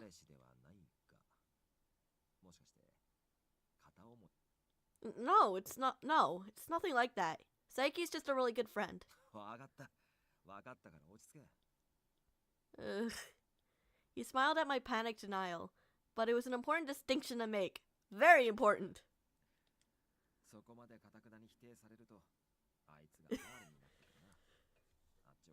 I sure hope not, considering it's a fucking suspicious motherfucker. Please don't tease me. I wondered why I'd been so worried that he might take it the wrong way. By the way, does the office ever go drinking as a group? I tried a little misdirection. We got sisters, so we can't lose any more ground. Yeah, we literally we can't lose an inch. We gotta fight, soldier. We gotta fight to keep our stance. We gotta fight for any sort of ground we can get in this fucking route. Considering how much they like to fucking shoot our kneecaps. What about you? Shit, he's just like me for real.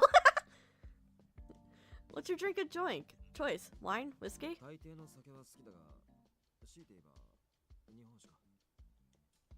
What's your favorite? The amount of detail. Yanagi shot me a suspicious look, as if he noticed my unusual line of questioning. Oh, maybe I overdid it. I didn't know that much about Yanagi. That made sense, since we only just met recently. Lately, I wanted to get to know more about him since we were spending more time together. Well, because I'm your new partner for right now. We've been working on the cases together. If we want to be able to be on the same wavelength, we need to get to know each other better. Things about things like your domestic skills, which I just learned about today, or your likes or dislikes, your hobbies. I want to learn whatever I can. I hardly know anything about you. I voiced my feelings to him directly. A bit embarrassing. but I do think we should get to know each other better since we're working together. Yet, Yanagi's expression had soured. 悪いが、あまりプライベートに踏み込まれるのは好きじゃない。捜査にはもちろん協力してもらうが、あまり近づきすぎない方がいい。 He has drama, but that's okay because I'm gonna force it out of him. Oh. It wasn't a blunt turn down, but it was unquestionably meant as a rejection. He doesn't want to get involved with me. Surprisingly, I felt much more shocked by that revelation than I imagined. I probably looked pathetic right now. Smiling bitterly, Yanagi patted me on the head, like he was comforting a child.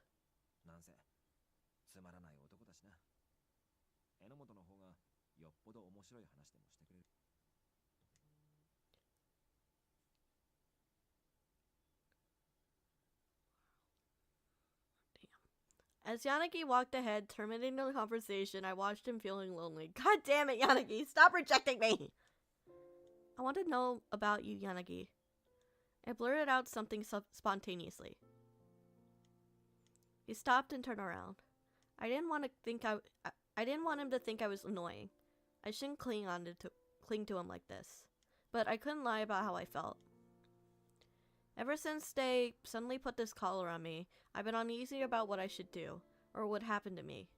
But when I see how hard you try to protect everyone you possibly can in this town, it makes me want to help you. I just want you to acknowledge me. I want us to be equals, or even just a bit closer. But I guess it's annoying to you. 迷惑とまでは言わない。だが正直なところ困る。お前が悪いんじゃない。俺は誰とも深くは。You emo fuck. You said that you cut ties with your family, but I don't want to be protected like that. I want to fight together. I want to be someone you can count on, like the others back at the office. Can't you let me have that goal? 多分お前は俺に期待しすぎだ。俺はそんな大層な人間じゃない。Give us our workplace situationship, you coward. Yeah, give us our situationship, you motherfucker. Don't push us away. You emo fuck. Worthy? そんな深刻に考えるな。さっきも言っただろ。つまらない男だって。だから俺のことは。With that, Yanagi started walking again. He probably wouldn't listen to me again if I tried to stop him again. And to think I thought I managed to get a little closer to him. It must have been all in my mind. I felt very distant from him now.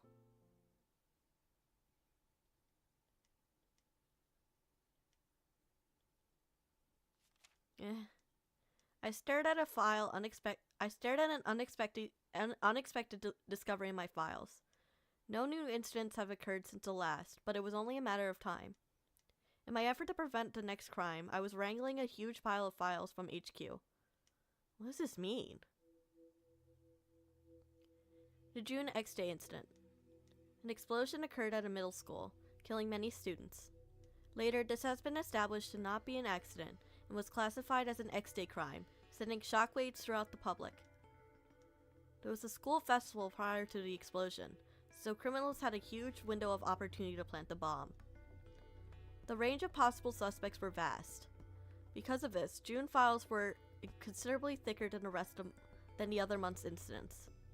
The list of related people was massive. Among the plethora of names, a familiar one stood out to me. Akito Sera, Kazuki's best friend. If he went to that middle school, that wouldn't really be a problem, but the problem was the addendum. It was his sister who had attended this school. She'd killed herself 2 years prior. To think Akito had that kind of past, I had no idea. Yet, according to the preliminary memo, he had been cleared as a suspect. He has an alibi. By now, I thought I recognized this as a commonality of the X-Day incidents. The X-Day crimes are substitute murders. An alibi doesn't necessarily prove innocence. What if something at the school was the cause of Akito's sister's suicide? Had he been tasked with carrying out his revenge? What if, like the July and August incidents, he'll try to exact revenge himself next? A chill ran down my spine. No, I don't want to suspect him. Kazuki's face came to mind. I can't let prejudice cloud my judgment. I need to study the documents first. I had to act carefully if I wanted to prevent the next incident. I shook my head to clear my thoughts. I had a slight headache.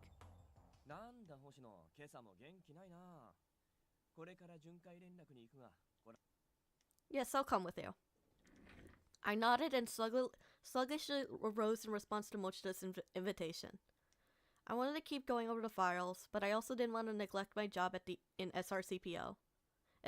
SRCPO duties had decreased since I joined the investigations, but I still went on patrols in my assigned area.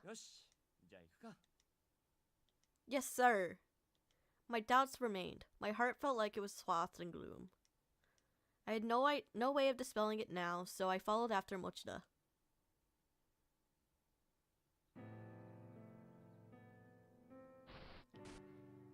And I think we shall end it here. Oh, I'm so curious, actually, fuck. But... oh, fuck!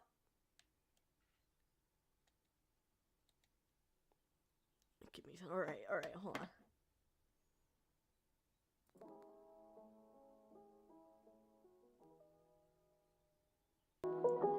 Thanks so much for joining me today. Next stream will be tomorrow. We'll be doing, Trails in the Sky. Let's rate Kita. We haven't rated in a while.